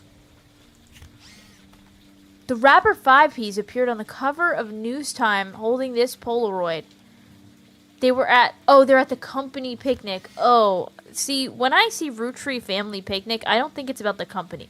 They've got the most toxic work environment. Like, people will say, like, oh, we're like a family here, but like, this is genuinely a family company, and they're doing this for their employees. That's freaking weird as hell. He claims that Joanna and Guy were having an affair that led to his birth. Okay, well, we've got photos. We know that 1975, I believe this would be Guy. The first affair, I'd imagine, is with her, Joanna. Oh, brother. They're making us put the names separate now? You hate me. You hate me. You make me want to do working. You make me want to work and do work. You're gonna make me read and make sure I get things right? Oh, great. Boo-hoo.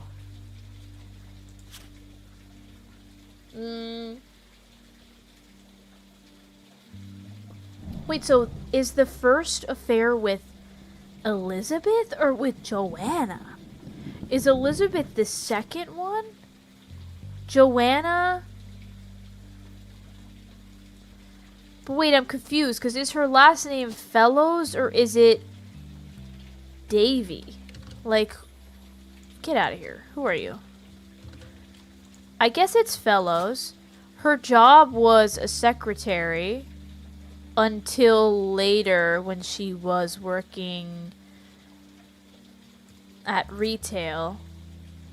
Her spouse... I don't know. This would be Felix, but we don't know if it's actually Davy. Is that here? David?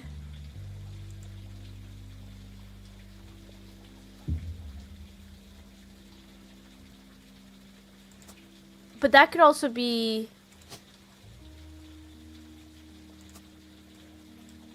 like the dad's name, maybe? Like Davy was the dad's... No, huh? I don't know what I'm saying.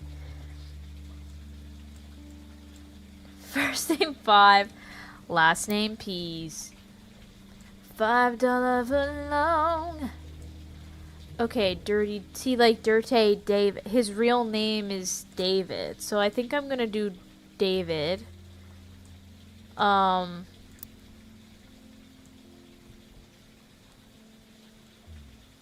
Riley Fellows is the dad. Riley Fellows. There we go. Okay, this is, I think that's right. That seems about right. Also, I can probably do this. Oh, wait, Zachariah. This is Guy. Oh my god. Okay. I'm getting confused by the story. I'm like, who's the one that died in the car crash? Was it Guy? Okay. This is Guy Hudson. He was the what was he? He was the 3rd president, I guessed right. Perfect. Okay. So that's all done. The final affair would be with Elizabeth. We don't know who, how, what, when, where. We just know that. Also, what the hell is this? Wait. This is their kid in the infidelity. What the hell does this mean? Oh my god, someone else? 1st, 2nd, 3rd, 4th, 5th? There's 5 affairs? This might not even be Elizabeth. He had 5 affairs and 5 children.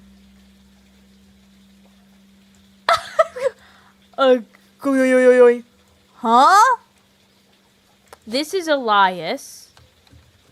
This is Elias's affair. 1st president. Or creator. I don't know. That's Elias. What other pictures do I have? Freaking Miracle. Wait, why is Miracle here? Is Miracle the 2nd infidelity? 1949? When was he born? What year was that?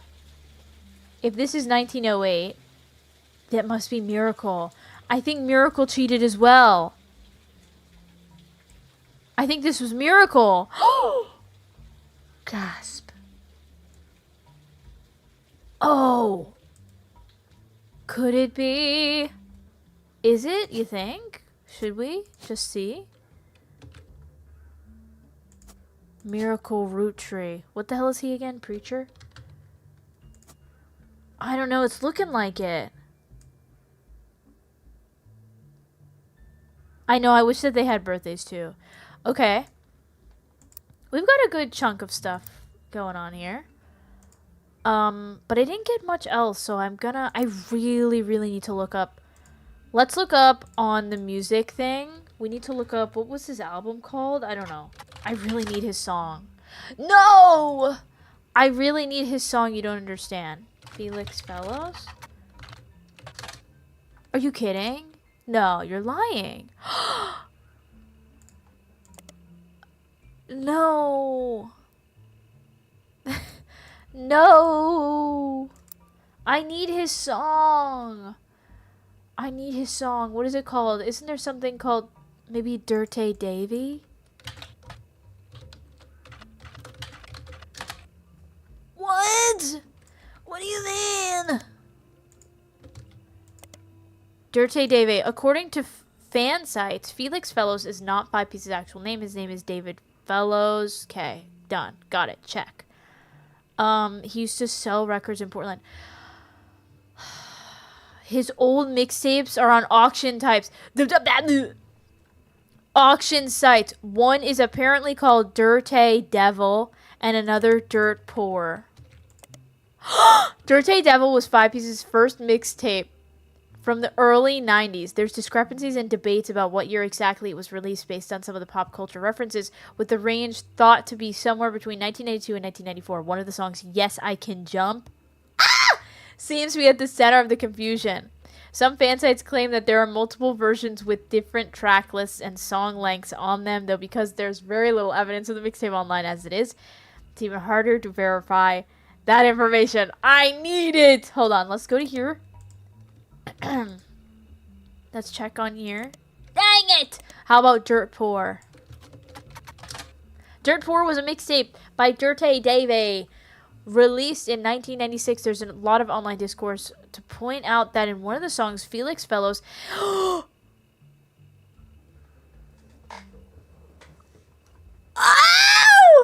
he includes someone that would be revealed to be his own distant cousin, Raina, in a list of attractive women.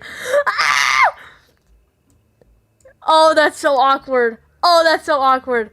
The lyrics to one of the songs, Heat, oh my god, I'm gonna throw up, mentions a few different prominent female actresses, models, and musicians from the 90s, and provides a crude pun or line about what Fellows felt about them. Ew! When re-released in 1999, much of the rhetoric was toned down to be less overtly profane, and the line referencing Raina was clumsily replaced by Dana, a reference to a character from the X-Files. Wait. Hold on. I don't know why I highlighted that. We need to look up this song, and I hate to say it, but like, I don't think they're gonna have it. There's no way, because if it's so profane, you know, it's not gonna be here. But like, what I wouldn't give to hear is music. Crazy. Okay, that feels like a dead end. Raina. Was Raina the oldest? Yeah. Dude, this is so sad they're dead, by the way. Like, they're dead. Let's go ahead and look up Clark. Oh, yes, I can jump. You're right. Yes, I can jump and yes, I can skip. Yes, I can dance and yes, I can dip my toe into the pool. Then I'm gonna be yours. The pool where I put my money in bars. I'm going to bars, playing my song on the speakers. Yeah, I'm gonna eat. Yeah, I'm gonna wear my sneakers. That's the song. Oh my god, my favorite song ever. Yes, I Can Jump is a song that was on 5 Pieces mixtape Dirty Devil. It seems to be the only song that didn't make it onto a studio album that people thought should have. In it, he references a popular movie from 1992 called White Men Can't Jump. I have heard of this. Is this real? Because I think I've heard of this, unless I'm just... No. Wait, is this a real movie? It is. Okay, yes, it is. It is. Woody Harrelson? Wesley Snipes, Woody Harrelson.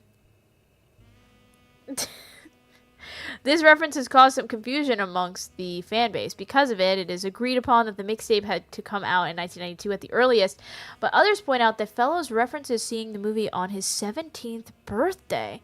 That would have been in 1994. Some take this to mean that the album had to have been released in 1994 at the earliest.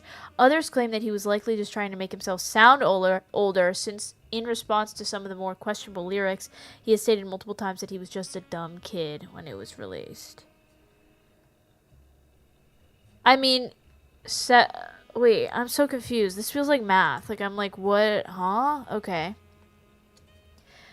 Yes, I Can Jump. I'm not getting anything... Like, what is his studio album? Why am I not getting any of the songs? Maybe I should look up White Men Can't Jump. Maybe they've got the full movie on here. I could watch it as research. Okay, well, they don't have it, so, this sucks. Is this supposed to be about, like, the time period? Like, is it possible that she's not the first affair? No.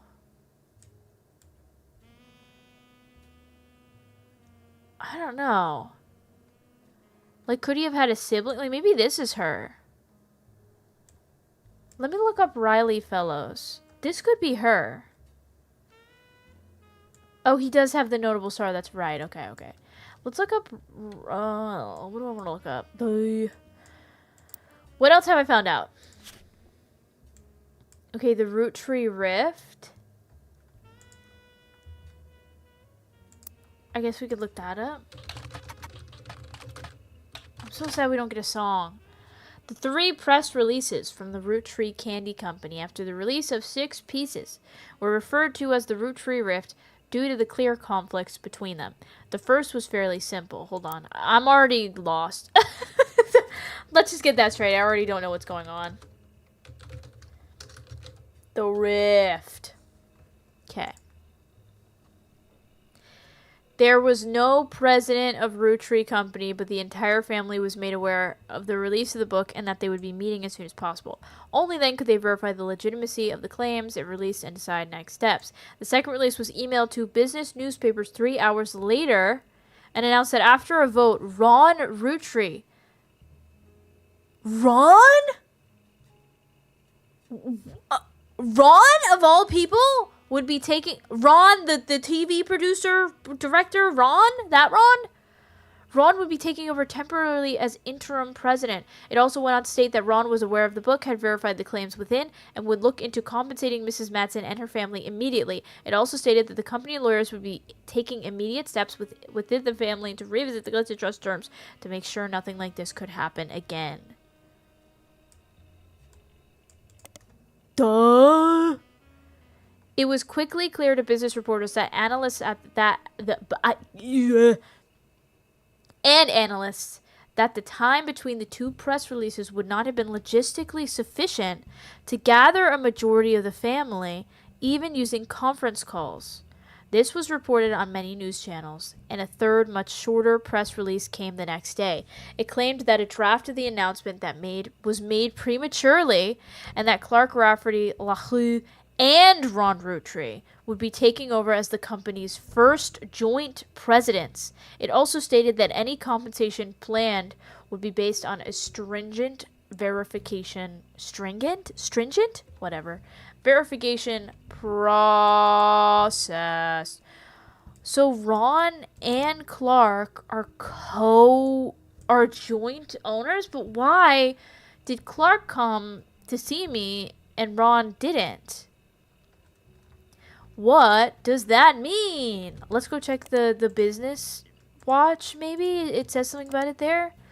Okay, they ran an article about 2 months after the Roottrees rift about what really happened with Roottrees. The article mentions that nobody from Roottrees that they reached out to was willing to go on the record. Sorry, I'm just making sure anyone out there is awake right now. Instead, the timeline of events has been constructed from public record, accidental leaks, and me when I 5-piece, and me when I 5-pp, and a source on the inside. The only part... I just had a blackout for a second. A source on the... Oh, wait. A source on the inside. Okay, hold on. The only parts that are new to you are also the most vague parts, the ones supposedly confirmed by their anonymous source. The timeline states that the family actually had a preliminary vote after Carl Roottrees died, but before the release of 6 pieces, and decided that they wanted Ron Roottrees to take over because of his experience running RR Productions and because he was a well-known and well-respected Roottrees. That's crazy because, I'm sorry, but it's very different than owning like a candy company, right? Or I guess maybe not, production company. But Ron seemed way too eager and personally motivated. They were worried he would gut the Clancy Trust to remove Robbie Roottrees. He hates his brother! He hates his brother! Wow. The family was notoriously unwilling to do anything that could risk their wealth. They stalled, and Ron became frustrated with the delay. When 6 pieces came out, he saw his chance to force action while the family was in the limelight and released the press release himself in an attempt to get the ball rolling faster. That's crazy. Insane. I kind of hate Ron. We hate Ron, I think. This caused chaos within the family. They tried to save face by allowing Ron to take over as co-president with Clark. But according to Business Watch's sources, Ron was impossible to deal with.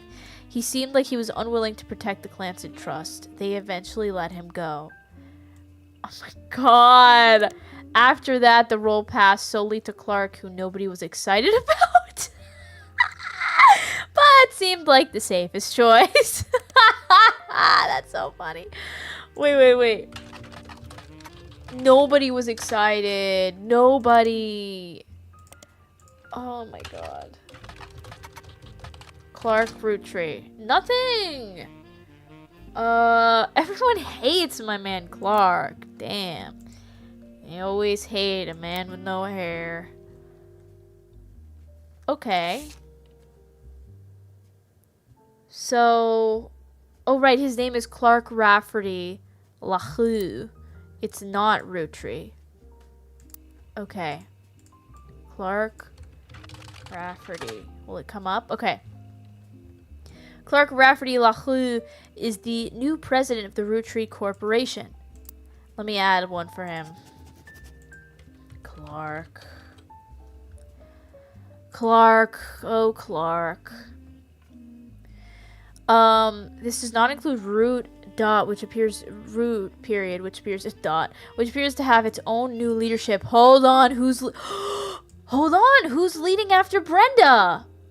In early March of 1999, about 5 months ago, it was announced that both Clark Rafferty Lahu and Ron Roottrees would be taking over, as described as a transitional period in the aftermath of Six Pieces. About 2 weeks later, the company released its press statement and thanked Ron for his work of doing absolutely nothing and jumping the gun, but announced that Clark was a new permanent president. Most of the information about Clark you knew already. Many descriptions of him tend to focus on his bald head and advertising career and that his mother was Lauren Roottrees. Few seem to touch on his complex and volatile marital history. Yeah, right? Like, hello.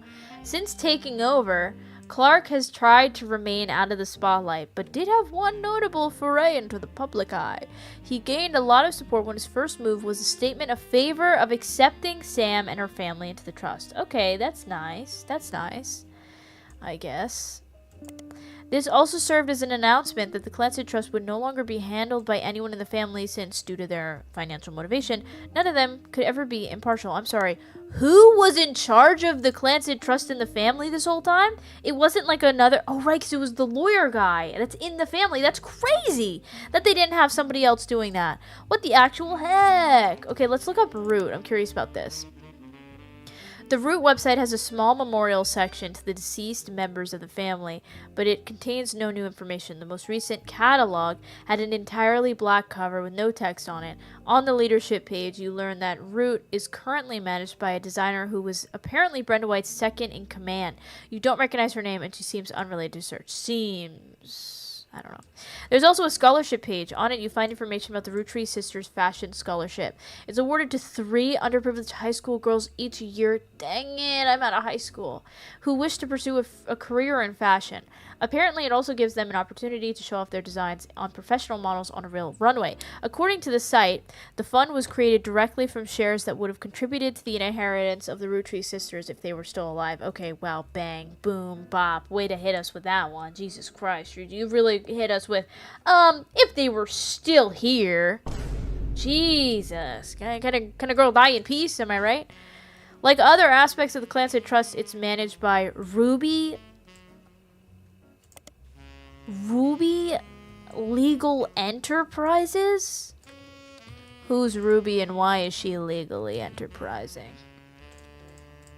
Can you let me type Ruby Legal Enterprises? Ruby Legal Enterprises, hold on! Roottrees. Oh wait, huh? When I am not.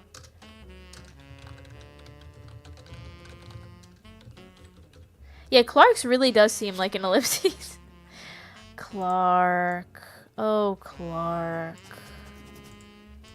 Okay. I love just the title of the title under the title.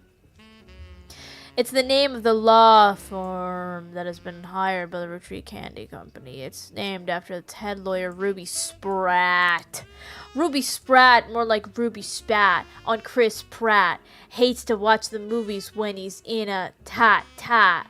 put him on your skin with some ink and a needle. I'm watching Garfield and I really need a wheedle of lasagna.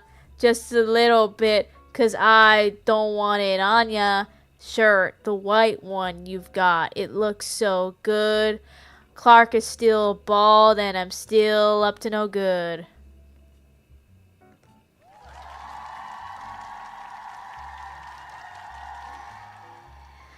Thanks, guys. I'm ghostwriting the 5 Pieces new album. It's a work in progress. They don't know who Chris Pratt is yet, though, so that might be a little bit of a confusing line, but they'll understand it in a couple years. You can't find much about the company before this year. Ruby Sprat. I sense a little. I just got a shiver up my spine. I sense something with Ruby Sprat. Why would they use a law company that no one's ever heard of before, unless it's somebody that might be related to the family somehow? You can't find much about the company before this year, although all the articles tell the same tale. After the fiasco of the 6 Pieces and the revelation that the Roottrees internal law group was complicit in such cover-up, they hired outside counsel. The Ruby Legal Enterprise Group now seems to have ties to multiple aspects of the Rootree Corporation, including the company and Root. They were recently in the news due to a high-profile lawsuit they raised against Cicely Sanchez.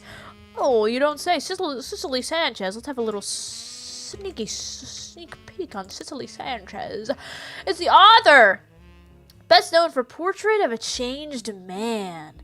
Released in 1979, her follow-up, Foreign Gospel, in 1984, did not perform as well critically. Hold on a second. Where have I heard this name before? Where have I heard these tunes? Hold on. Cicely, Elizabeth. Somebody was an author and released a book in 1979, 1984. 1984 was a year that I remember seeing. Where did I see the year 1984? Besides on my shelf, George Orwell, am I right? 1984, where have I seen that? It sold quite respectably. She has written a few more books since then, including a biography of Van Gogh, but her first 2 are her claim to fame.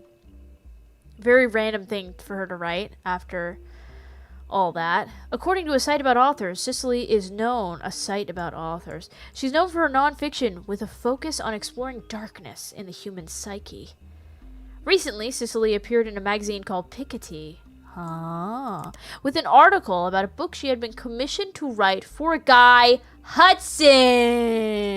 The magazine and Cicely herself were immediately issued a cease and desist due to its inclusion of pictures that she never had the rights to publish. It's the pictures that he threw out of his mom. I'm kidding, that's crazy. The issue was pulled from store shelves, making it an instant collector's item. Okay, so let's look up Piketty. But we've also got to look up these books. So, Piketty. It's a category of flower with an outline around the edges of its petals. How beautiful. I'm talking about the magazine, though. Thank you very much. So, okay, well then let's look up the books, then.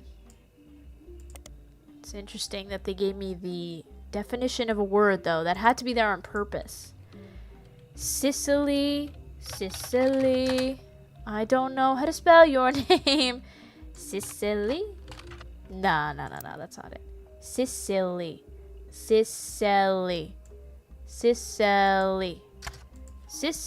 Sanchez. I spelt it wrong again. San checks your spelling. Published out of print. The book's description has this to say. What if everything you stand for, everything you know to be true today, could disappear in an instant? All your politics, relationships, gone in the blink of an eye. Would you still be you? Cicely Sanchez tells this powerful true story about a man who woke up after being saved from drowning in his backyard pool and became an entirely different person. Included are interviews from those who knew him best before, as well as a one-on-one chat that paints an entirely different picture. You won't be able to put it down without wondering, what if that were me? Wow. That's crazy. He drowned in a pool. Couldn't be me, though. I never drowned. I think if I were dropped into a pool with no ladder, I would just drink all the water, and then I'd get out. But, like, good for him, though. Like, I'm glad he was saved. I wouldn't need to be saved, though. I'm just really thirsty, so I'd get out of there. Like, I could even do it without a straw, even, so. Whatever. Just be gulping. Alright, foreign gospel. Tells the tale of a man from the Catholic Church who claimed he was told by God that he should travel to Thailand and begin to preach, specifically with the goal to convert 10,000 people. He returned to the United States after just 2 years. Over 2 years, claiming to have succeeded. This book tells his version of the story, but the author had also traveled to Thailand to investigate these claims and talk with some of the so-called converted. Damn, she did the freaking research. Like, hot damn. I need to look this up. Like, I'm very confused why I can't find this magazine. Where's Piketty? Where's Piketty? Piketty. Piketty magazine? Oh. They really did that because they wanted me to look stupid. They were like, let's purposefully put... we know that they're gonna think it's so easy that you could just type Piketty. Let's purposefully put the definition of a flower so that they think that they're wrong. And then make them type magazine after. Whatever, game. You win. You win. Piketty magazine. Sure. This has to be Ruby. Oh, wait, I didn't even look up freaking Ruby Sprat. Piketty magazine is a publication that, as far as you can tell, has no consistent theme. It tends to contain tabloid-esque articles that appeal to a wider variety of audiences and also appears in many grocery stores near the checkout line. Gotta love those. Those are great. Unlike traditional tabloids, it doesn't typically feature celebrities on the cover. In TED? Huh? Who's in TED? Why are we in TED? Let's get out of TED, okay? Instead, it tends to latch onto and create sensationalist headlines about whatever subject appears to be popular at any given time. In recent years, this has included Beanie Babies, Magic Eye images, and even Red Bull. It has often come under fire for printing fiction along with facts. Piketty gets around this by stating in every issue that all of its articles are all the hearsay that's fit to print. At one point, Piketty ran an article about Cicely Sanchez, an author she claims to have written an unread book about Guy Hudson. The article was not even the main focus of the issue, yet the magazine was threatened legally by the Roottrees Corporation. That particular issue, the Big Sass Sea Bass issue, was pulled from the shelves. Huh? Why was it called that? It has now become a collector's item, especially among the conspiracy theorists attempting to figure out what the Roottrees company was hiding. You find a recently finished online auction that listed a copy over $1,000, though nobody bid. So nobody bought it. Where's this copy? Big Sass Sea Bass is a talking It's a talking fish that sits on a fake mount on your wall. Wait, can I be honest? I actually think that might be me. If I were an object, I think that might be me. Big Sass Sea Bass, just sitting on your wall. If you press the button and speak into it, it mimics your voice and then insults you! Oh my god! No, that's not what I meant. I just meant, like, I would just sit there on a wall and I would just say things. And it would just be like, wow. It mimics your voice and insults you! Many people consider it a ripoff of a more popular, well-meant communication-based fish decoration. But the packaging makes it clear that this one does not sing. See, that's not me, okay? Because I know that mine would sing. It didn't say I couldn't sing as a fish. Instead, what the advertisement set Big Sass Sea Bass apart from its competitors is a sardonic and sarcastic wit that will leave you reeling with laughter. It's oceans of fun for the whole family. You'll be hooked on this big sassy bass. The words reeling, oceans, and hooked are conveniently bolded to ensure you recognize how clever the copywriter was. Recently, it appeared on the cover of Piketty magazine in the same issue that a Roottrees-related article appeared. That issue was removed from stores after the Roottrees sued the magazine. The issue has become a collector's item and ripe for conspiracy theories about what the Roottrees were trying to keep from people. Let's look. Let's find out. I'm so intrigued. Doy. Okay, I guess we have to type in Guy Hudson. In an issue that focused on a talking toy fish and the demonic messages it supposedly said as the batteries ran low. Okay, supernatural episode idea. Piketty had an article about a canceled book by Cicely Sanchez. The book subject was Guy Hudson, and the issue was said to contain pictures that Cicely did not have the right to publish.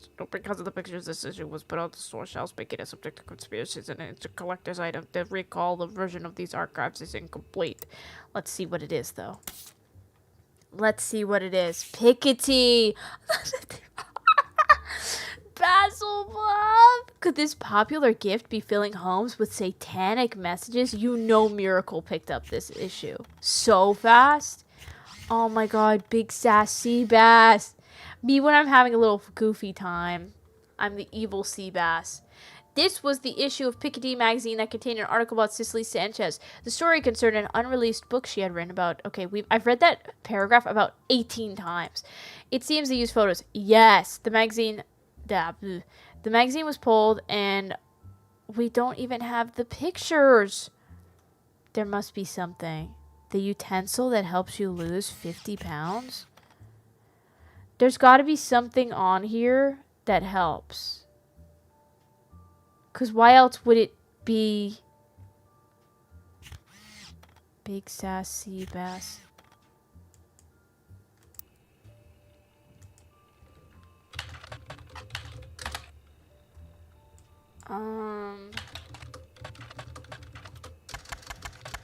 Like, how am I supposed to get from that?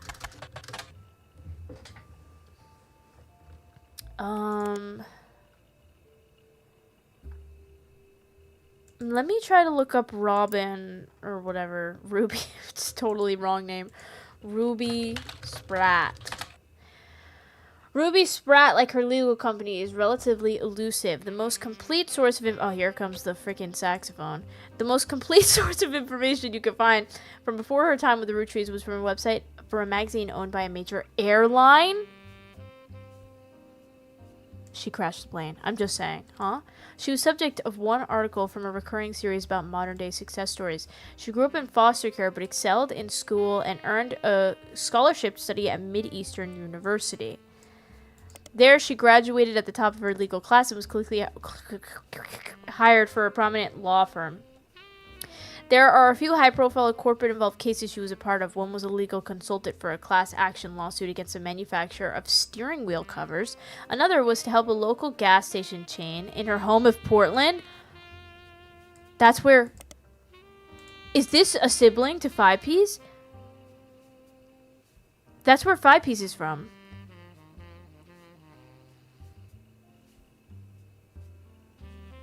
And she also went into foster care. Could she be also related? The blurb ends by calling her new firm a double threat. Her company's services are a cross between a traditional lawyer and a PR manager. I doubt this is going to do anything. Okay, I lied. Mid-Eastern University is a notable private college that advertises itself as midway between Maine and Miami. Okay. Their mascot is the Spectres, though they are not known for their sports programs as much as their education. Their legal and language departments are their pride and joy, though they also have fairly extensive computer science and robotics programs. Along with other prestigious schools that haven't quite reached the notoriety of Ivy League schools, some refer to it as a Little Ivy. The college has embraced this, calling their newspaper perfect. Hiderald, which is a combination of Hedera, the scientific name for ivy, and Herald. Their website boasts that they have a historical technology museum on campus, including a still functioning computer from the 1960s that takes up a full room. They also have a printing press that they use to print one special year. Okay, Herald. The Herald is the school newspaper of Mid-Eastern University. It appears to be available in your periodical archive. After a bit of search, you discover its name. Okay, let's go to the Herald. Wow, I can't believe that this is happening. Ruby Spratt graduated top of her class from the Mid-Eastern's the legal college. Her valedictorian speech was somehow controversial at the time, as it was quite serious with a heavy focus on wealth inequality. This didn't go over well with the predominantly middle to upper class audience in attendance. The editor of the Herald at the time said, Ruby, unsatisfied by simply earning her place at Mid-Eastern with a full scholarship, went on to earn a captive audience of her peers with a perfect GPA. It felt like the It felt like the ideal occasion for a celebration of an undoubtedly incredible individual. However, by the end of her speech, there were many in the audience that wished that neither of those events had transpired. It was a passionate attempt to use her soapbox to proselytize her fellow students and their parents into the religion of poverty. Huh? But unfortunately, judging by the silence, they remain unconverted.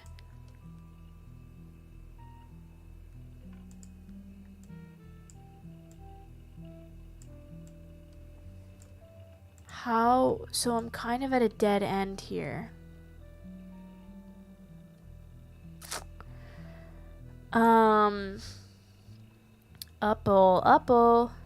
Uppies.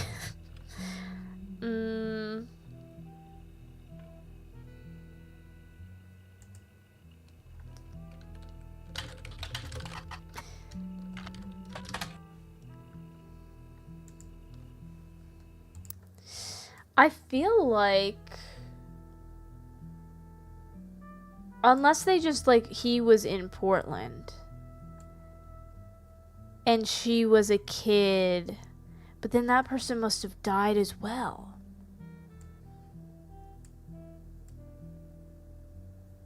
Like,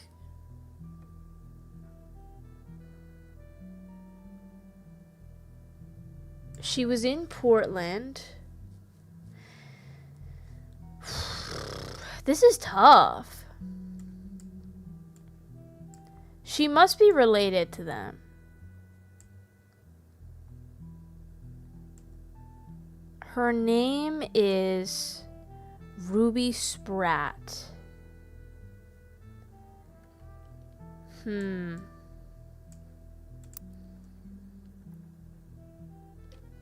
then there's also the dead end of the big sass sea bass. There's a lot. Like, this is June 1999. Maybe the date?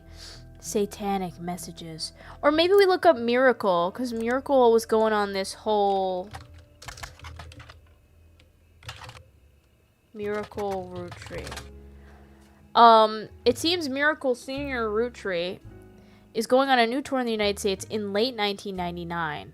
Is he going to talk about the bass stuff, maybe? The sinful bass on your wall? And the sinful ass on your back? The previous flyer for 3 generations of miracles has been replaced. Be part of history. The oldest living Roottrees reprises and retells his incredible true story. Miracle Roottrees grew up as one of the famous 5 pieces, living a life of wealth and luxury, but fortune was nothing compared to the powerful force of the Almighty. Doctors determined he was destined to die young, but fate had different plans. He was living, I just completely made a new sentence there. He has lived a long and fruitful life. However, he's now in his 70s, and his age is beginning to make life on the road more difficult. So consider this your last chance to see him in a town near you before he settles back down in Pennsylvania. In this intimate evening, Miracle will reminisce about his famous history. He'll discuss his family's saints and sinners, and provide a unique perspective on one of the most notable families in the United States today. Learn what originally drove him away from his fortune and into the arms of religion, and learn how his life has become more wealthy in spirit than it ever could have been from his inheritance. The site also lists the churches he will be appearing in, and mentions that tickets can be purchased at their local services. Noticeably absent are any mentions about Miracle's news appearances. In addition to this, Miracle has written that he will be discussing the issues and importance of burning such items as the big sass sea bass in your backyard. He says, quote, "The Lord would not want a bass uttering terrible words to you at night. Rather, the Lord would like to utter them to you himself." End quote. So weird. It's so weird that they added that in there. Okay. Still another dead end though, believe it or not.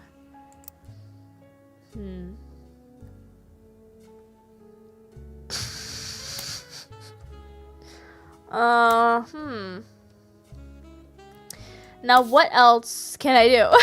Literally have no idea. Literally have no idea. See, this magazine is less. I don't know, Pretzel. You gotta ask Miracle that one.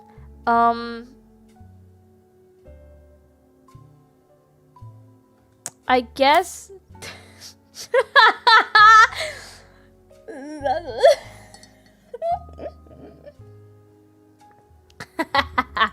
Okay, yeah, I guess we could look up Guy Hudson. Okay, Guy Hudson, who was only president of the Roottrees for Okay, let's restart. Guy Hudson, who was only president of Roottrees for a few years in the late 70s and early 80s, had mostly faded into obscurity, except for the Fancy Flavors debacle. The what now? Also, let's go to Guy's page. During Roottrees Mania, he suddenly rose to prominence again after 5Ps appeared on the cover, holding a picture of Guy and his mother. Maybe I'll look up the Roottrees family picnic. A few people that existed adjacent to the company in the 70s have come forward with stories about debauchery and swinger parties. Guy liked to throw large holiday parties whenever he had an excuse, and they often got very out of hand. This fact has led some people to speculate that the night he died in a car crash, it was him that died in the car crash. He was drunk or impaired in some way, but the Butler County Police have released multiple statements and ample evidence that proves decisively that it was not foul play and that no party had taken place. Roottrees lawyers have been quick to threaten litigation to anyone who has tried to disparage Guy or the company in the public. Wait, Butler County Police, maybe I should look up? Okay, useless, typical. Okay. How about, the Roottrees family picnic? Great, I hate myself. Okay, how about Lauren Roottrees? Because, he mentioned before that she was, like, sick. In the wake of 6 Pieces' release, Lauren Roottrees was tracked down by a reporter as being in one of the most upscale memory care facilities in Pittsburgh. She is relocated back to Pennsylvania when she began suffering from Alzheimer's. There was a minor backlash towards a reporter that tracked Lauren down because they were caught standing on a ladder and holding their camera over the privacy wall to take a photo of Lauren and her son Clark sitting on a bench near a small pond on the premises. That's insane. But where's the photo? I'm just kidding. I'm kidding. Oh, I spelled county wrong. Oh, great. Well, nothing's here anyway, so. Damn. Okay, let me look at the evidence. We've got 6 Pieces, The Roottrees Rift, Clark Rafferty LaRue, Roottrees Mania. Oh, Anonymom, that's right. Anonymom and Jane Doe Roottrees. Right, this was the person who was like, I have a daughter of the Roottrees, and they're like, yeah, no you don't. Anonymom.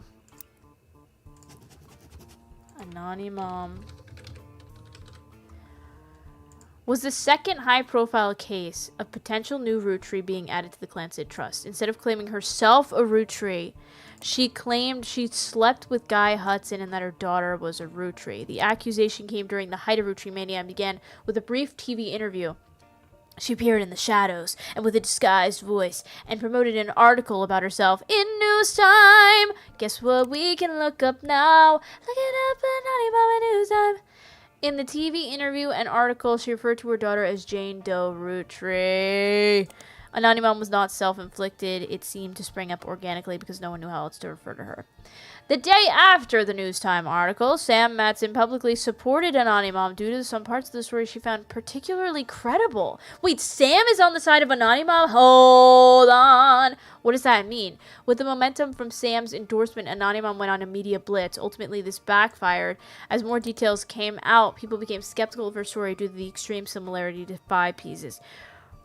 Could this be Ruby? Could the kid be Ruby? Wait, could the kid be Ruby? Sprat? No, because the mom is foster care, right? Her accusations even included many of the same details as his mother's story. This included her job secretary and the time period. I mean, that doesn't mean anything, honestly. After fumbling the 5-piece story so publicly, the Roottrees were more prepared to handle all Clansid Trust-related cases. Within a week, a DNA test proved that Anonymous' daughter could not be related to the Roottrees. This was announced at a joint press conference with lawyers representing both Anonymous and the Roottrees. Each party ensured their respective clients provided accurate samples. Immediately after the negative results were released, many of those who had already been skeptical felt vindicated. Others, who had built up hope that history could repeat itself after 5Ps, felt duped. Many people suspected the whole affair had been a hoax to gain fame and money. Many demanded that Anonymous be held accountable, and some people even began to attempt to track her true identity. The Roottrees company felt pressured to put out a second statement to try to curb some of the backlash, even going as far as to say, though it was scientifically proven that Jane Doe Roottrees is not a Roottrees, that doesn't mean that her mother and Guy Hudson were not involved in an affair. She had every right to make her claim. Wow, the Roottrees company said this? That's crazy. She had every right to make her claim, as it has been verified that her stories about Guy Hudson were not exaggerations. Please leave their family alone. Many people claim that this high-profile anti-climax and public backlash was the beginning of the end for Roottrees mania, since much of the fun, quote, was the shared fascination about secret Roottrees. Maybe there's a conspiracy site we can look up. Others think that, like any fad, it just ran its course naturally. Regardless, this was the final notable event related to the release of 6 pieces, and things soon went back to normal. Jane Doe Roottrees has already been eliminated as potential new Roottrees by the company's lawyers, who are the ones verifying your work. Anani's mom affair does not appear on your updated tree. Okay, well, my guess is gone. News Time, though, has an anonymous. This can't be a dead end. This has to be related. There's a picture. An anonymous woman appeared on the cover holding a picture of her daughter. The first and only mention of the phrase anonymous came the week after, when they issued an apology for featuring her in the first place. So they have a picture of her. Here we go again? Oh my god, it's Mamma Mia. I was cheated by you since I didn't know when. July 7th, 1999. Okay, it was determined that that's not her, but this is the summary of, I guess, the article. I don't know. Anonymous woman appeared on the cover. In an homage to the previous cover, she holds a photo of her daughter. They're both obscured photos. The anonymous woman claimed to have had an affair with Guy Hudson while she was working as his secretary. She and another woman were hired at the same time during a transition period, while many of the secretaries that had worked under Zach Morton were already gone. She says that she and the other woman were both underqualified, as neither had typewriter experience. According to other staff members interviewed, Guy has had his own requirements for hiring women. Ooh. Guy Hudson liked to throw lavish parties, and the longer he was president, the more excuses he found. The anonymous woman posits that these parties mostly seem to be an excuse to have after parties at Guy's home, featuring much more alcohol and other substances. Oh, that's maybe how the mom substance abuse. Wait, she claims she slept with him at one of these after parties. She confronted Guy when she found out she was pregnant. He didn't seem fazed, and they came to an arrangement. He paid her a significant amount of hush money on a recurring basis under the table. She used it to move away and start a new life with her daughter. When Guy died, the money stopped coming, and she assumed things had run their course. She went back to work at the department store and hoped that no one would ever look closely at how she paid for her house. She told everyone that her daughter's father walked out one day and never came back. She claimed that after seeing the fantastic article in News Time, she realized that she wasn't the only one this happened to. While she never worked at the Roottrees company at the same time as Five Piece's mother, Joanna, their stories seemed eerily similar, and she knew Felix was telling the truth right away. The article presented no tangible evidence of the anonymous woman's time at Roottrees. Olive's here, by the way.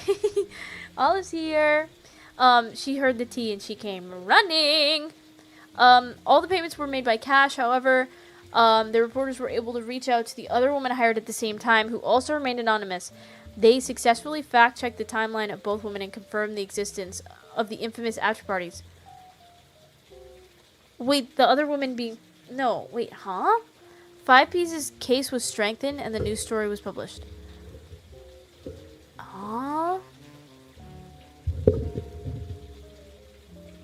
Okay. It still feels like a dead end. I feel like I'm so stuck.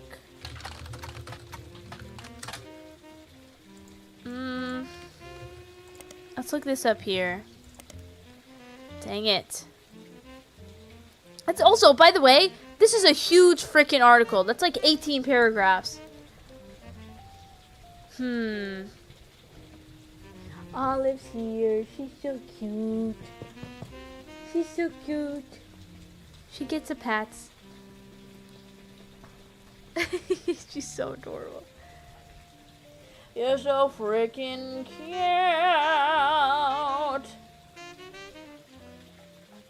You're so cute. She's so cute. Wait, let me try to do it to the saxophone.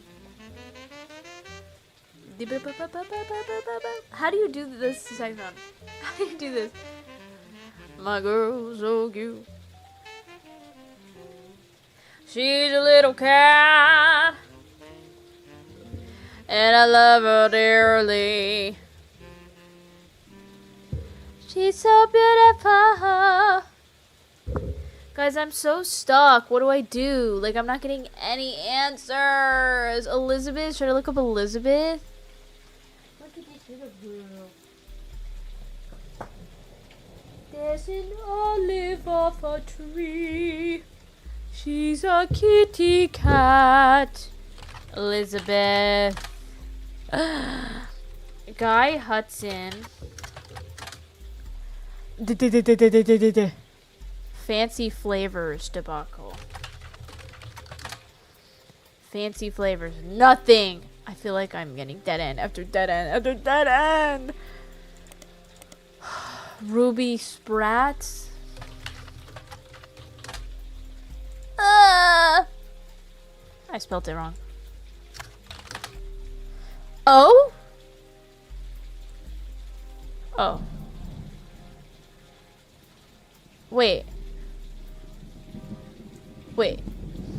Is this new? Okay, they covered a lawsuit between Ruby Spratt and Piketty Magazine. Cicely didn't have the rights to redistribute the pictures, but Piketty apparently announced that they would be pulling their issue the following day, the moment the Ruby advertised. This caused the issue to sell faster. Even people that would never have normally purchased it went out of their way to buy one, just in case it would be worth something someday. It especially caught the eye of conspiracy theorists. I need to go to their websites. They're going to give me the real answers. Who assume that anything worth suing over would have to be hiding something. An expert legal analyst from Newstime states that it was unlikely that Ruby could have had the story pulled if it had gone to court, and Piketty likely got more eyes on it than it would have if the Roottrees just ignored the story. I don't know, like, should I just type big sass sea bass everywhere? like, Cicely Sanchez, like, must have more.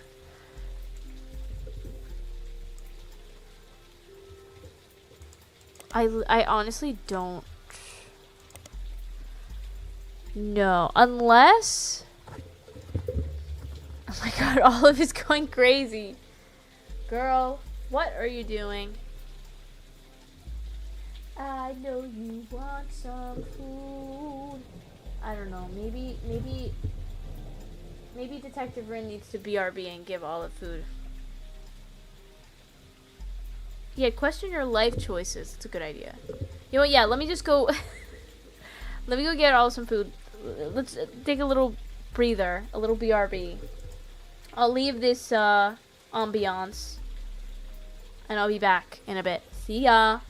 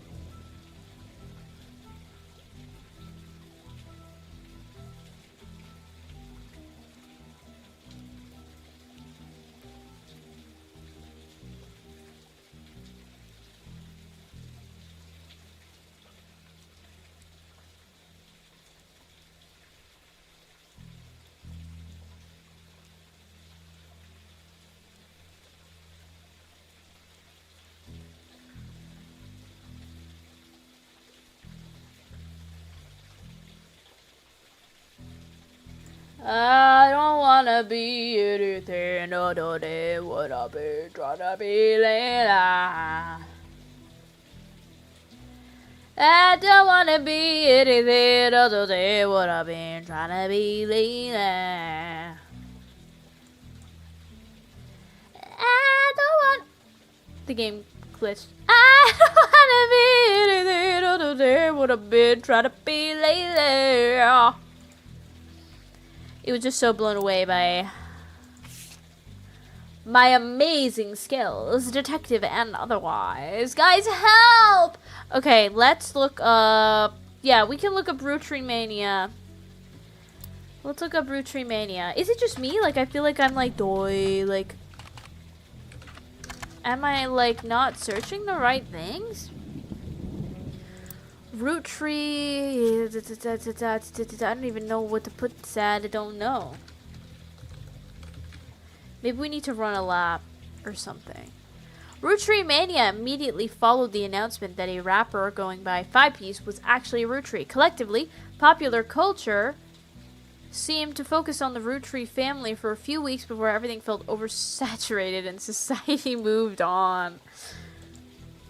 Because of the 5-Piece saga, an underlying through line to how pop culture treated... Oh, I could really go for a Pop-Tart right now. Oh my god, that's the worst thing ever. That's the worst thing ever.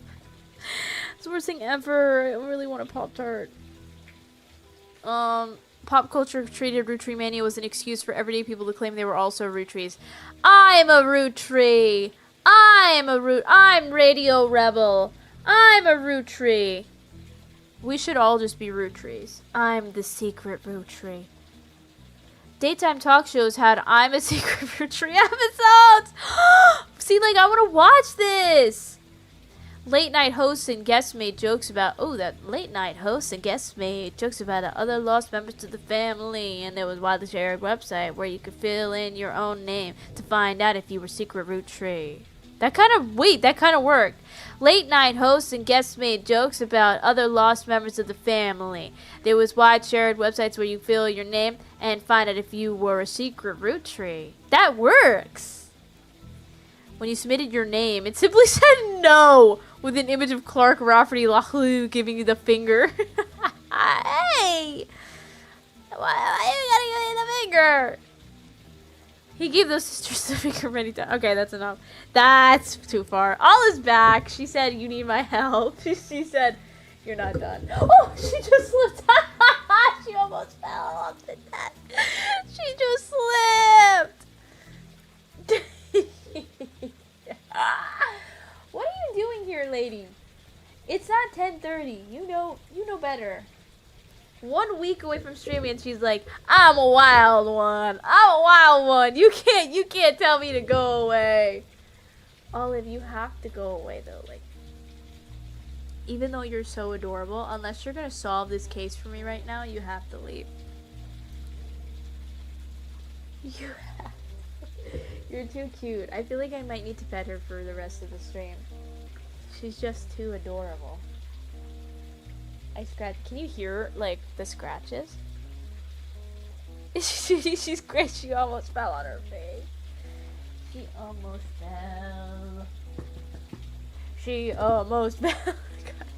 Oh my god, I'm so much reading and so little figuring out. Okay, I got the finger, right? Pointed the finger at me. Roottrie Mana only lasted a few weeks, just long enough for 6 pieces to re-enter the charts. To trigger new printings of other Roottrie-related media. This includes Lauren's Diaries. The VHS release of Quinn's old movies! As well as countless other unauthorized biographies, which mostly seem to attempt to capitalize on the Roottrie sisters, Carl and Brenda. These re-releases were too late to successfully capitalize or extend the craze. As a result, most of them were failures, and countless novelty shirts that had variations of I'm a secret Roottrie became immediately unfashionable. Though some people still wear them ironically. Wait. Lauren's Diaries. Frick! Gwyn Roottrie? Oh my god.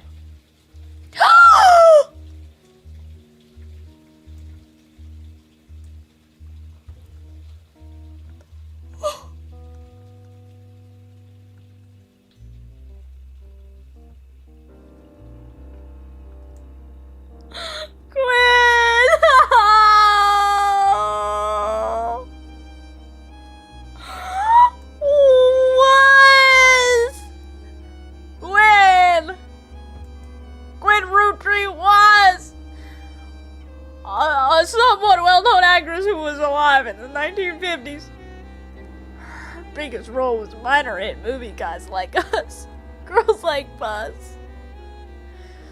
She died in Paris, France about 3 weeks ago. After leaving Hollywood, she made no effort to stay in the limelight, and most obituaries tend to focus on her largest role, Guys Like Us. Not much is known about her death except it was announced that she died peacefully. In her sleep,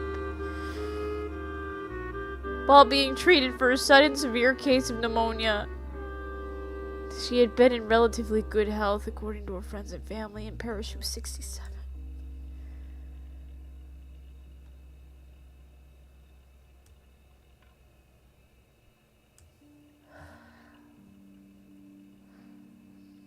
She never quite did get her Christmas mission done, did she?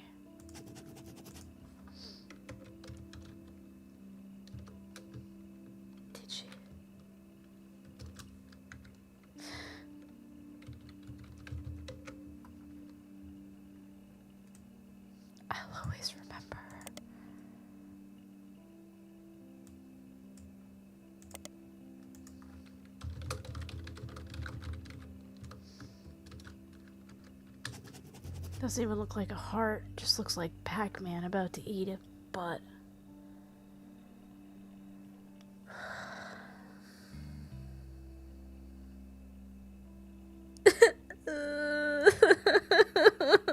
Why did I look it up?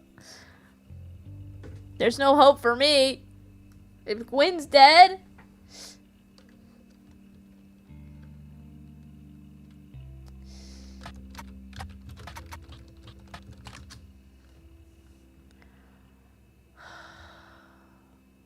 Oh my god, I'm gonna cry. Ron was announced as president of Roottrees during the Roottrees rift, but the next press release immediately reversed the announcement and instead stated that Ron and Clark would take over. A few weeks later, Ron was dropped from the title entirely. There are husbands. No. Apparently there are not. There are hundreds of results about his development, but most articles are retelling of basic details. Some veer into heavy speculation based on an article about Ron in Business Watch. Oh?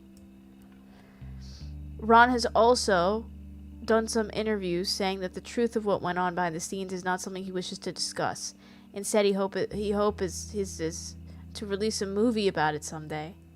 3 weeks ago, Ron's mother Gwen died in Paris, France.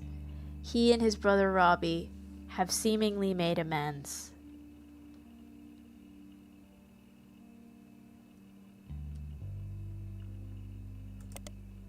They did they? They did make amends.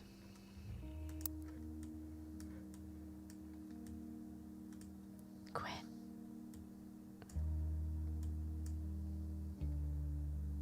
What could have been?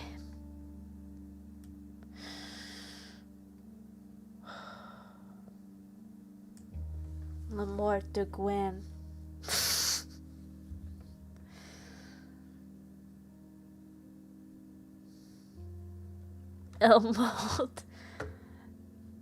Elle est morte dans le Paris, France.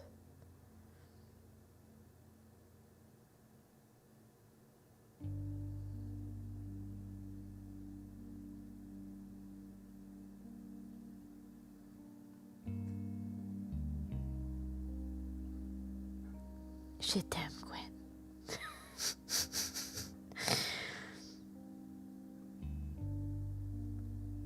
Je ne arrête pas.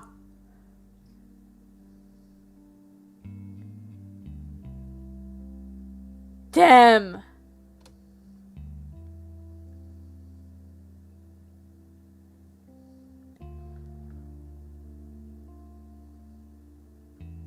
The jolty zoom out. Je t'aime. Je t'aime.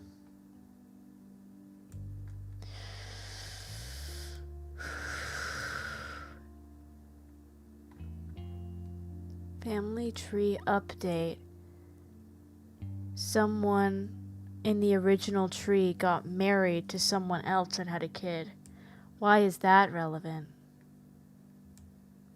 Maybe it's November? Maybe we just have to look up the old people and be devastated by the passing of time. November Roottrees. Maybe she's a famous dancer now. Or not. Or irrelevant. Maybe in...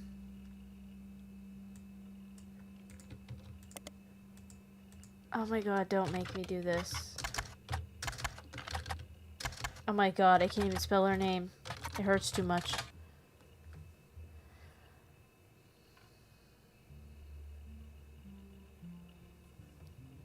I hate that it's changed to was.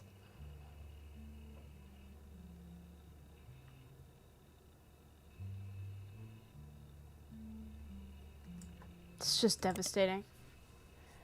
This is devastating! What about Candy? Is Candy famous now? What happened to the band? Beef baby?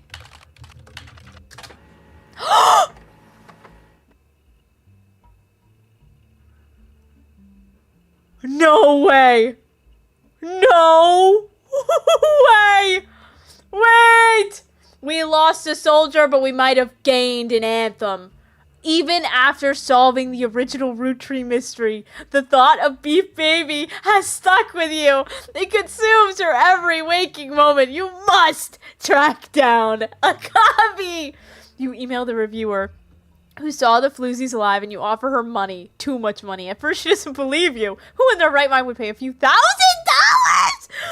for a stupid song from a no-name band? Someone who earned a lot of extra money by completing a family tree. That's who. When the check clears, she has no choice. Beef Baby is fine. It finally is mine. Oh my god, to hear this song again.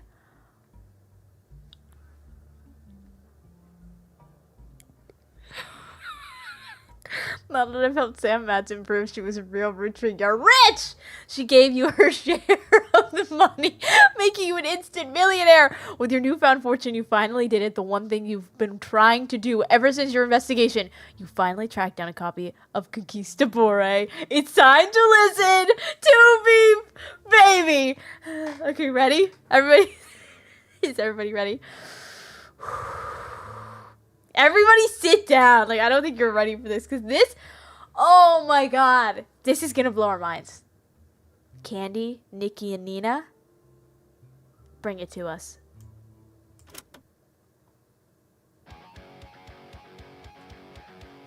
One, two, three, four.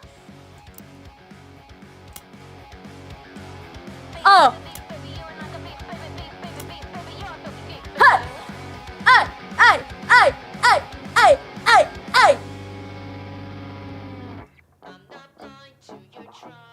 Oh! Yeah! Yeah! Quit it! No! Hey! Never! Tonight! Tonight! When I said tonight!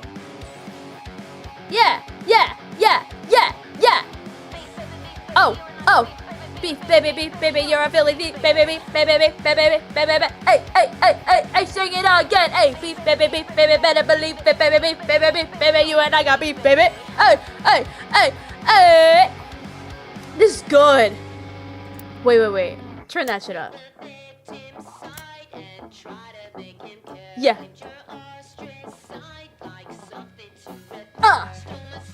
Try to please the diarrhea. She got it wasted. Yeah. You will never be. Me. Why? Why? Every day I'm into it. Yeah. Sing it, everybody. Beef, gotta go quick. Beef, baby, you and I got beef, baby, you and I got beef, baby.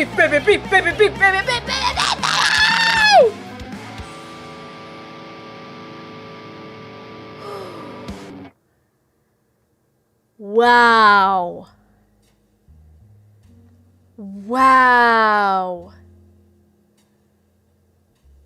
Like, I'm not blind to your trying to cut in.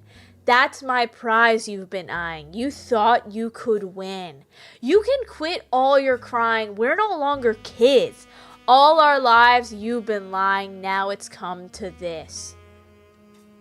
I mean, like, I think we need to listen to it again. Like, personally. Yeah. 1, 2, 3, 4. Oh! Like, hold on. Like, 1, 2, 3, 4? Beef, baby, you and I got beef, baby, you're a baby. Hey!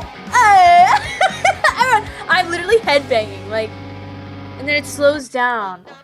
So you're trying to cut in. That's my prize. You've been eyeing. You thought that you could win. Crying. We're no longer kids. All your life you've been lying. Now it's come to this. Never. When does it end?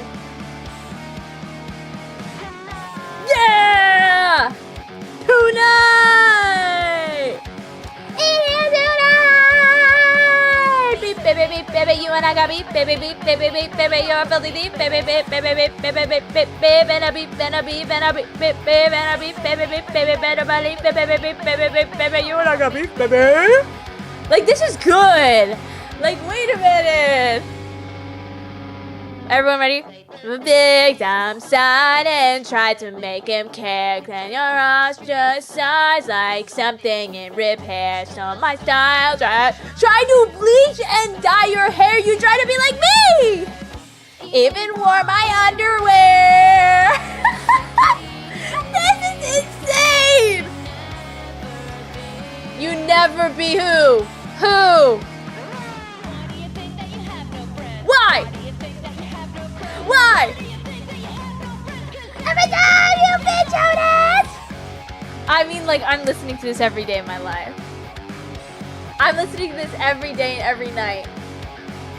Beep, baby, beep, baby, you and I got beep, baby, beep, baby, beep, baby, you and I got beep, baby, beep, baby, beep, baby, beep, baby, beep, baby, beep, baby, beep, baby. I literally love this song. Like, let's listen to it again. Let's just, like, learn the lyrics. So while I figure out the rest of the family tree, we'll just keep that song on. We'll just keep it on. Don't worry. We'll just keep it on while it'll get me really working. Yeah. You and I got beep, baby, beep, baby, beep, baby. You and I got beep, baby. Yeah. Okay, we'll turn it on the teeny bit. Okay. Giant, I don't know any of the words. Quit.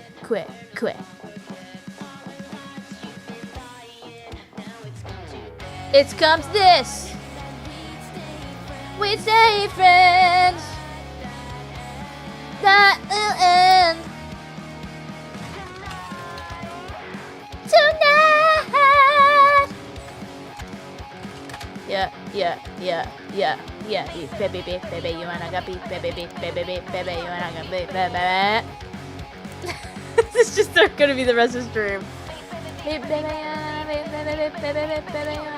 baby. Miracle Roottrees and his son are doing some shit with some legal troubles.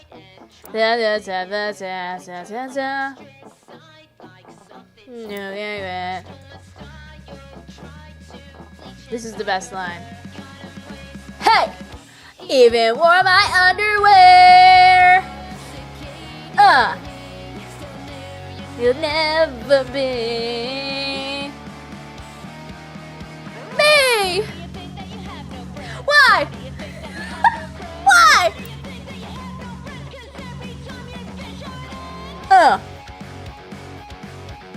Gotta rock out.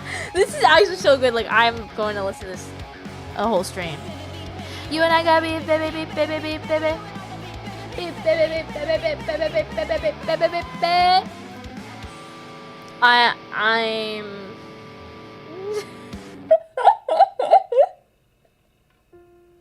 trying to learn the lyrics, okay?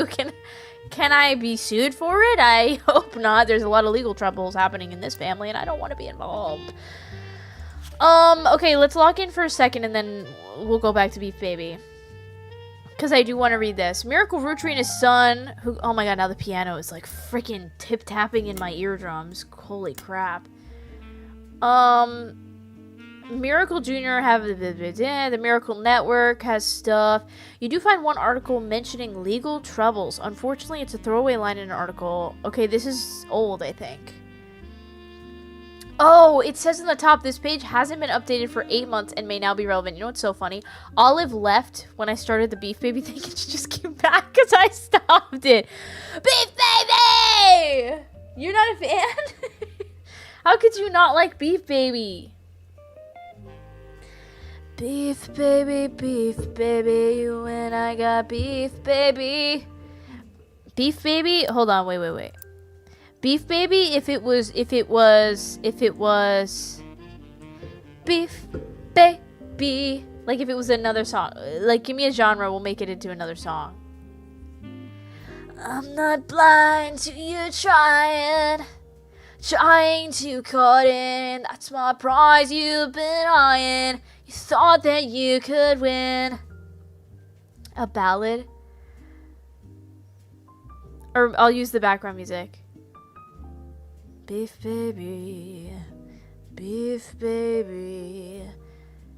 you and I got beef baby. Beef baby, you're a filthy thief baby. I'm doing kind of like an oldie song. Like I'm not blind to your trying to cut in. That's my prize you've been eyeing. You thought you could win. You can quit all your crying. Blah, blah, blah, blah. We're no longer kids. This is in honor of Gwen. All our lives you've been lying. Well, now it's come to this. You thought we'd stay friends forever, but that ends tonight. Beef baby.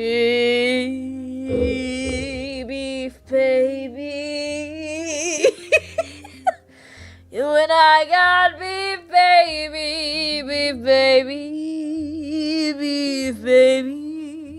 You're a filthy thief, baby. Why am I kind of digging this? Beef baby. Yeah, I'm feeling like I'm on a cruise. Like I'm feeling like I'm a retired musician that's just like taking the mic at the cruise. Beef baby. Beef baby. Why did that kind of hit? Wait, why did the end kind of get... The end kind of killed! Hold on. The end kind of really, like, I kind of felt that. Like, I really, like, felt that in my heart. Like, in my heart. That was, like, actually everything to me. Wow. That was really fun. We should do that more. Let me serenade everybody. Taking the mic. Yeah, they just take the mic. Wow. Oh my gosh, Shay! You know, Shay, thank you. It's my fans. Thank you so much for the donation. Thank you so much. Oh my god. Thank you. Thank you so much. I love that, like, this Beef Baby, like, I think I might just spend the rest of the stream here. Like, what's the point? Like, what is the point of anything other than this? Beef Baby. Beef baby. I'm gonna have some beef with the baby. I hate babies. I should hate a little baby in the beef. I go to babies. When everybody hears a baby, I think, well, I got some beef with the baby. Don't have beef with a guy, just a baby. Baby. Maybe the baby's name is Guy, but that don't matter to me. If it's a baby, I got the beef with the baby. With the baby.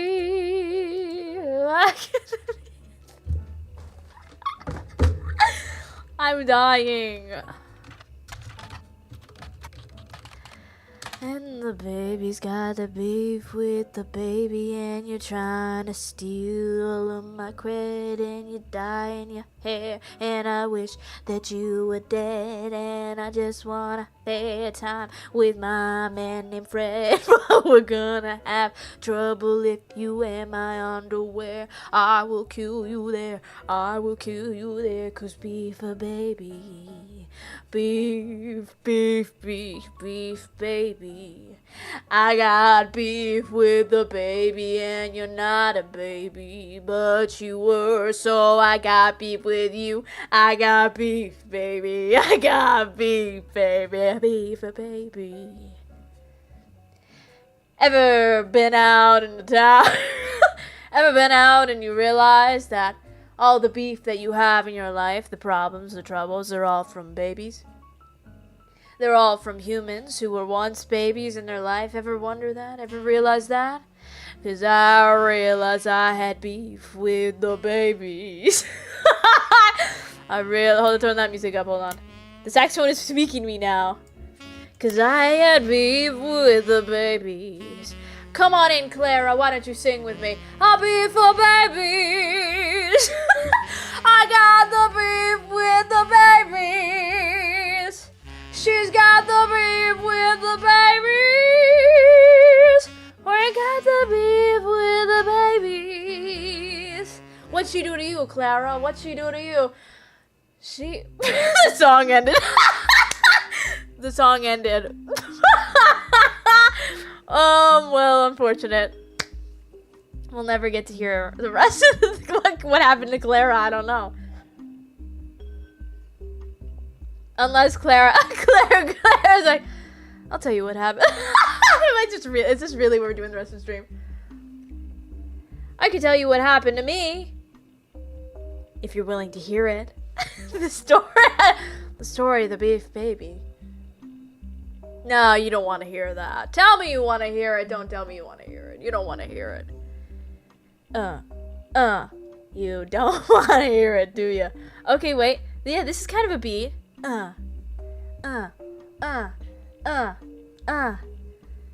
Why'd you still think that we could be friends? Why'd you still think that we could be friends? Why'd you still think that we could be friends? Only friend I got is myself, 'cause I don't got beef with a baby. I got beef with you, baby. I got beef with every baby who tries to tell me that I'm not telling truth, no lies. The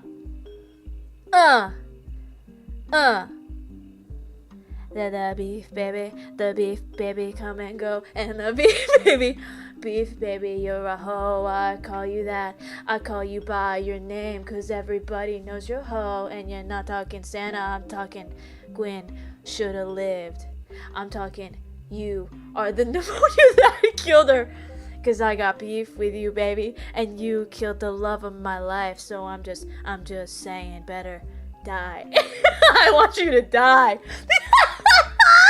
You killed Gwen, love of my life. My name's Clara. My name's Clara, and I dare you to try me. Try me. Don't try to kill me, I'll just haunt your baby.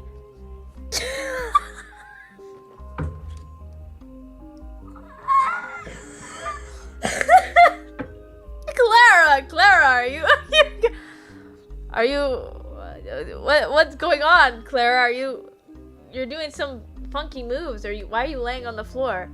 Just sitting. I'm sitting on the floor. I'm staring at the ceiling where I'm gonna mourn you on your deathbed.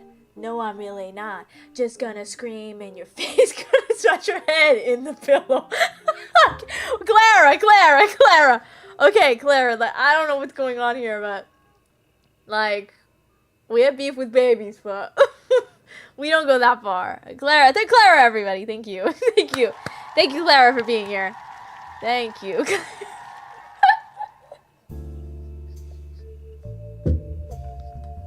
And now we actually have information on screen that I've been ignoring for the past 20 minutes. An article about Kristen Valdez, who claims to have been Carl's high school sweetheart before Brenda. She doesn't make any claim about having a child with him. She just appeared to be paid to talk about his early life. Huh, you don't say. You don't say, Carl. Looks like we have to add a little thing here for Carl, because we found a Christine Valdez, who, to me, seems to have beef with Carl's baby, Brenda. Because he calls Brenda a baby, well, when they were together. Not that they're divorced, they're just dead.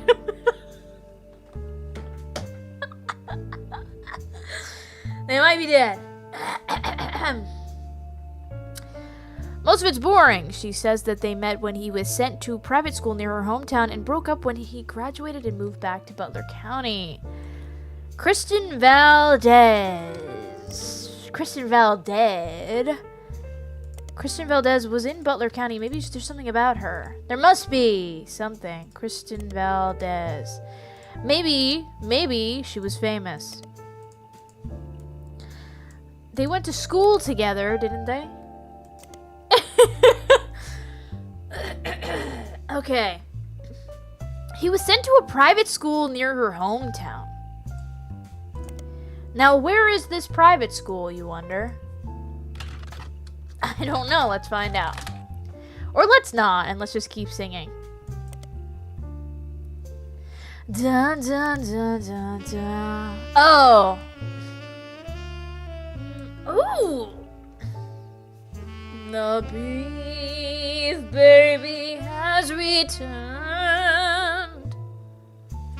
When the beef is with the baby, you can get a little crazy.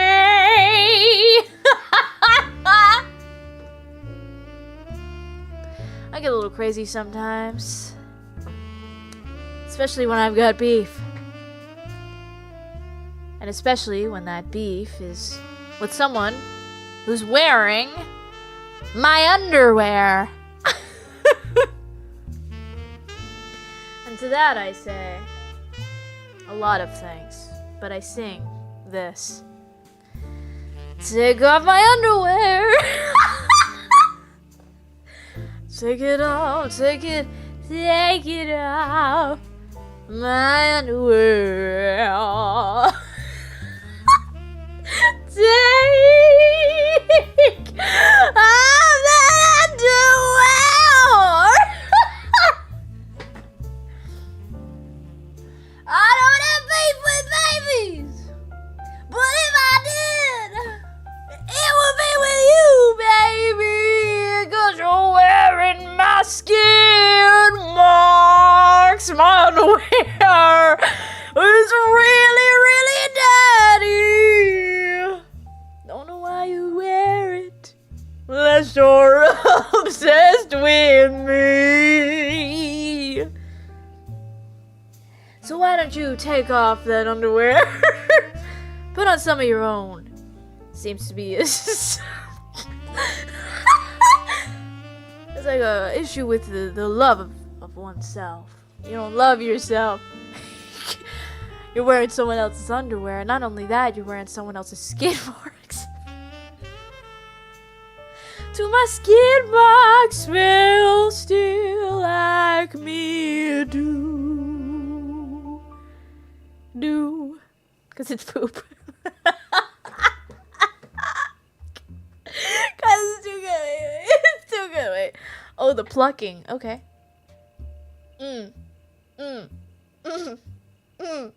Okay. Okay. Uh-huh.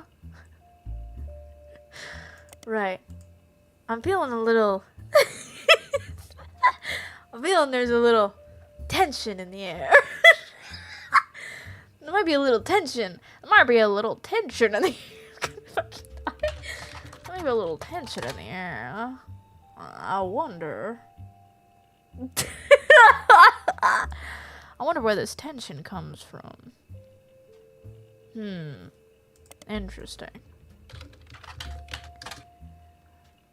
Do do do do do do do. when I do my pants. Left a little mark. Left a little mark there. The mark wasn't beef, baby. It was just my poopy underwear.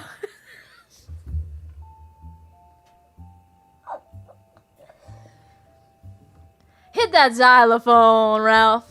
Keep it going for the folks in the back. We've got a mystery to solve, and that mystery is how much beef can one person really have?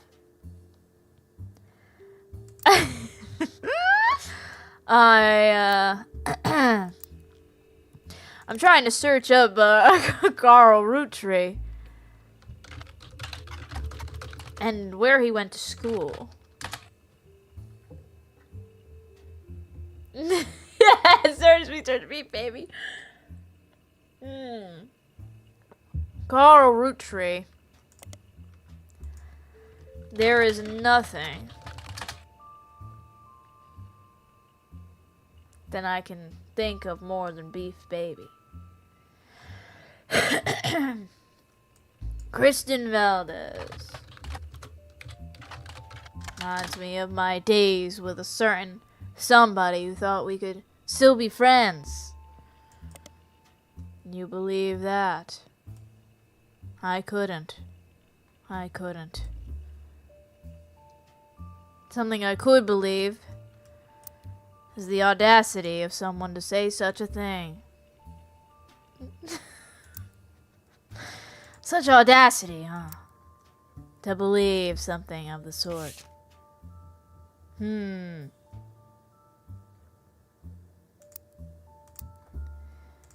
How I'd love to go to a picnic. If only I had my favorite pair of underwear. But somebody, as I recall, has taken that from me. If you'd tree family tree. That would make things a lot easier, wouldn't it? To have a family tree already set out for you, already made, already done. You know what's not set out for me? Lies and deception. Because a lot of people lie and deceive me. Hopefully this mystery won't.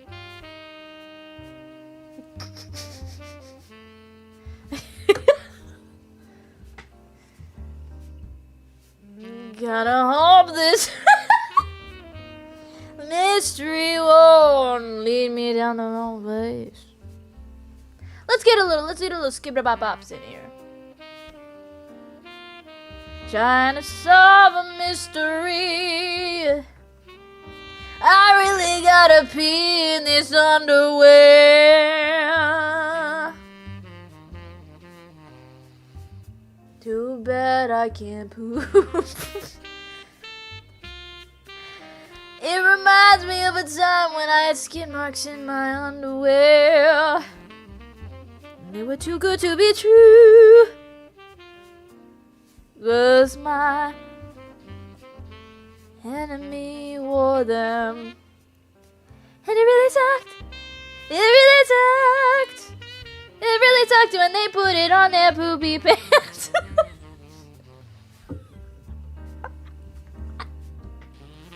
The beef I had with that baby was really bad, and I really wanted to do me away from my heart. To my heart, and then I wanted it to be. If I could only be with me. The baby, the baby, the baby. Yeah, let me get that with you, baby. I don't even know what I'm doing now. I'm just responding to the saxophone.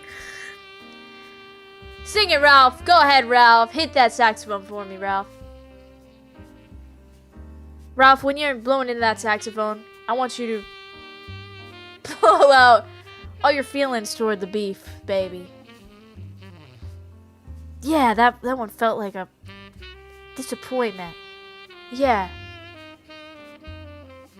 The young webmaster has turned the site into a memorial for the sisters and their father. It seems like she did end up getting her ears pierced like Rose. That is the saddest thing ever. Wow.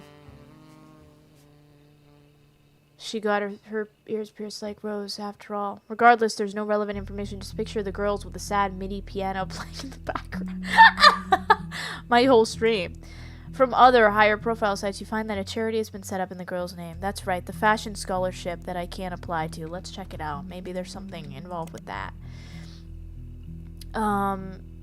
Scholarship page. That's where we saw the Ruby Legal Enterprises, but nothing about anything else. Dude, is it just me, or is this like dead end after dead end? Like, what am I to do? The scholarship... Maybe in the Teen Blast magazine? Is 5Ps in here?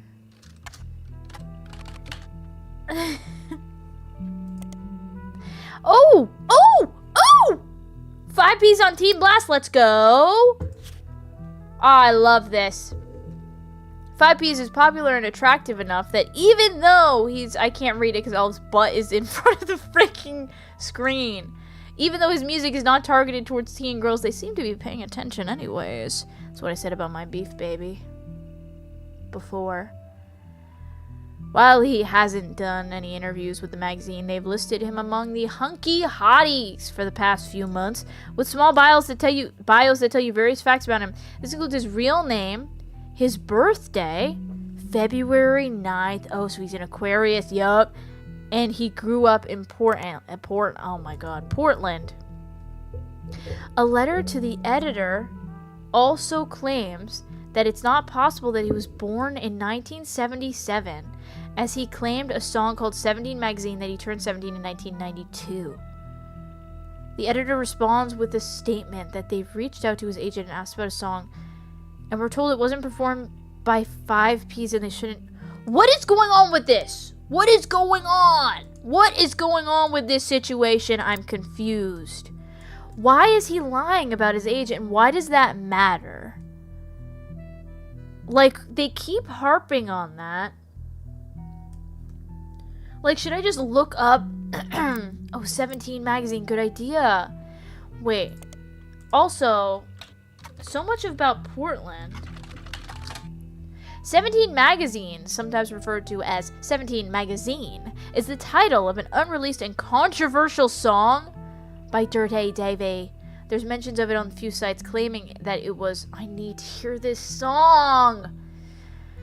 There's mentions of it on a few sites claiming that it was on the first release of his first mixtape but was removed. There's no audio or visual evidence of it existing. Leave that to me. 17! No, I'm just kidding. Okay. Sorry, beef baby rule. Beep baby, beep beep. Okay, just gonna not even try to speak the sentence I was gonna speak. It's fine. It's fine. No, don't worry about it. Don't worry about it, body. Don't respond to the words that are coming out of my mouth. It's okay. We don't need to say them. It's okay. I'll just keep them to myself. Thanks. Thanks for that. It's okay. Yeah. Okay, so according to their recollection, it was about many different loosely connected occurrences of the number 17, mostly violent. The intro states it was written on Davy's 17th birthday and involved a fictional but glorified series of murders at a fashion show for a teenage magazine with a similar name to the song title. The person doing the violence was apparently trying to beat Dahmer's high score. Oh my God! Dahmer pleaded guilty to killing 16 people in 1992. Holy... Due to major acts of gun violence in schools earlier this year and the subsequent backlash against violent music and video games, it's generally considered in poor taste to bring it up. Most of the people that enjoy mentioning it online are either trolls trying to shock people or come from the morbidly curious corners of the internet. Wow.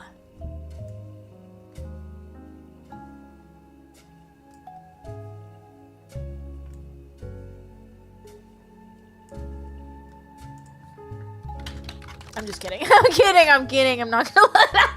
I'm kidding, guys. Okay. So we didn't even get 17 Magazine. We just get, like, the fact that he's lying about his age. But, like, what does that have to do with anything?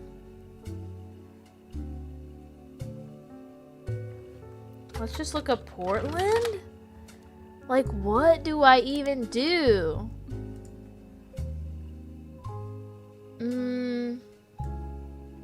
He says he was born in 1977, but he claimed that he turned 17 in 1992. Maybe he's in...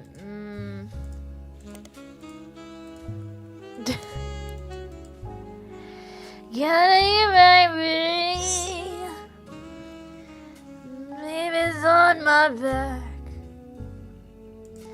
Can't find a lead with no beat, baby. Why they lying about his age?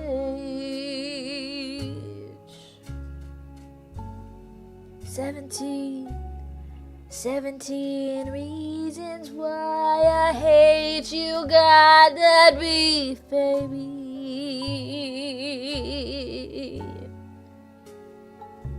17 pairs of underwear I skid marked in that you stole every pair. You stole every pair. Mine. All I got left with me is beef with baby. Beef baby. Beef baby. You stole my undies. You stole my undies. Stole them so good, like you stole my man, and my hair, and my clothes, and my style, and everything about me.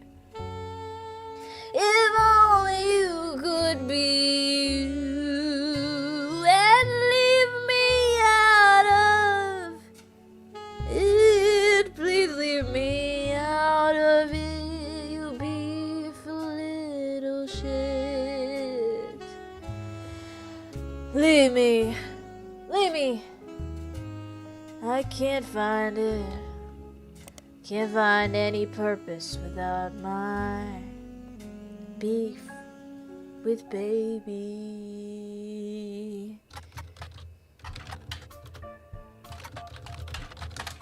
Nothing. 17 magazines and periodical. I don't know if it'll be here because it's not like clicking that it's even here. It's not clicking. It's not clicking. I mean, we might just have to call it for the night and maybe start fresh next time. Because I'm feeling like I'm hitting a wall, and that wall is only different renditions of Beef Baby. And so when it gets to that point in the night, we either keep going and only doing Beef Baby songs, or we stop. Pixpop is still here, by the way. The fixed photos. Yeah, maybe we need to replay Beef Baby and then... I guess I could try a hint, but like, no. Let's try Beef Baby again. We can turn this up. 1, 2, 3, 4. Hey! 1, 2, 3, 4. Beef baby, you're a villain, beef baby!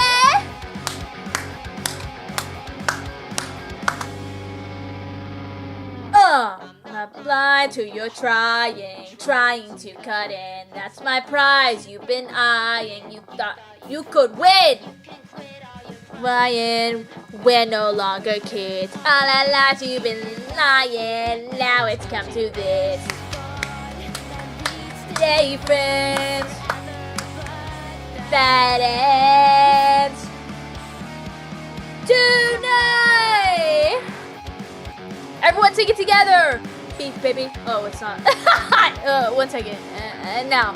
Beef baby, you and I got beef baby, you're a belly, beef baby. Hey. Beef baby, you and I got beef baby. Hey. Head bang. And now we slow. Play the victim side and try to make him care. Claim your ostracized like something to repair. Don't my style, tried to bleach your dye. Your hair got it wasted. Even wore my underwear. Yeah! You never be. Why? What? Every time you bitch out an ass. Yeah.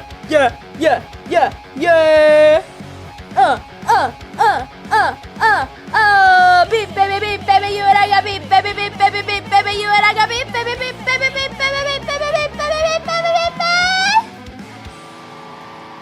Let's go. I mean, like, never has there ever been a more beautiful song sung. I love this. Every time you bitch how it ends. I love got him wasted, even wore my underwear. You're intoxicated, and he still knew you'd never be me. Even intoxicated, he knew. Like, okay, like I'm recording this and downloading it. I love this. I think that Beef Baby is the answer to our problems. I can't believe this whole stream, this is all I got. Is it just me, or is this really hard? Am I crazy? And we need 4 things. 4 additional key relatives completely correct in order to get it locked in. Doi. This is hard as hell. It's okay. At least next time we get back to this, I'll be able to listen to Beef Baby again. So, this is very difficult. This is very, very difficult. But you know what? This freaking merch. Not as difficult as trying to sell this merch, am I right? Beef Baby was worth it, and I'm glad y'all spent this time with me. I hope that my neighbors enjoyed the songs I sang, and I will definitely be singing more because I feel inspired. And like we said, we follow the vibe, we follow the inspiration. I'm hoping to see y'all soon with the video this week. And yeah, we'll see what happens. Enjoy the rest of your week, everybody. And have a good night. Take care of yourselves, drink water. And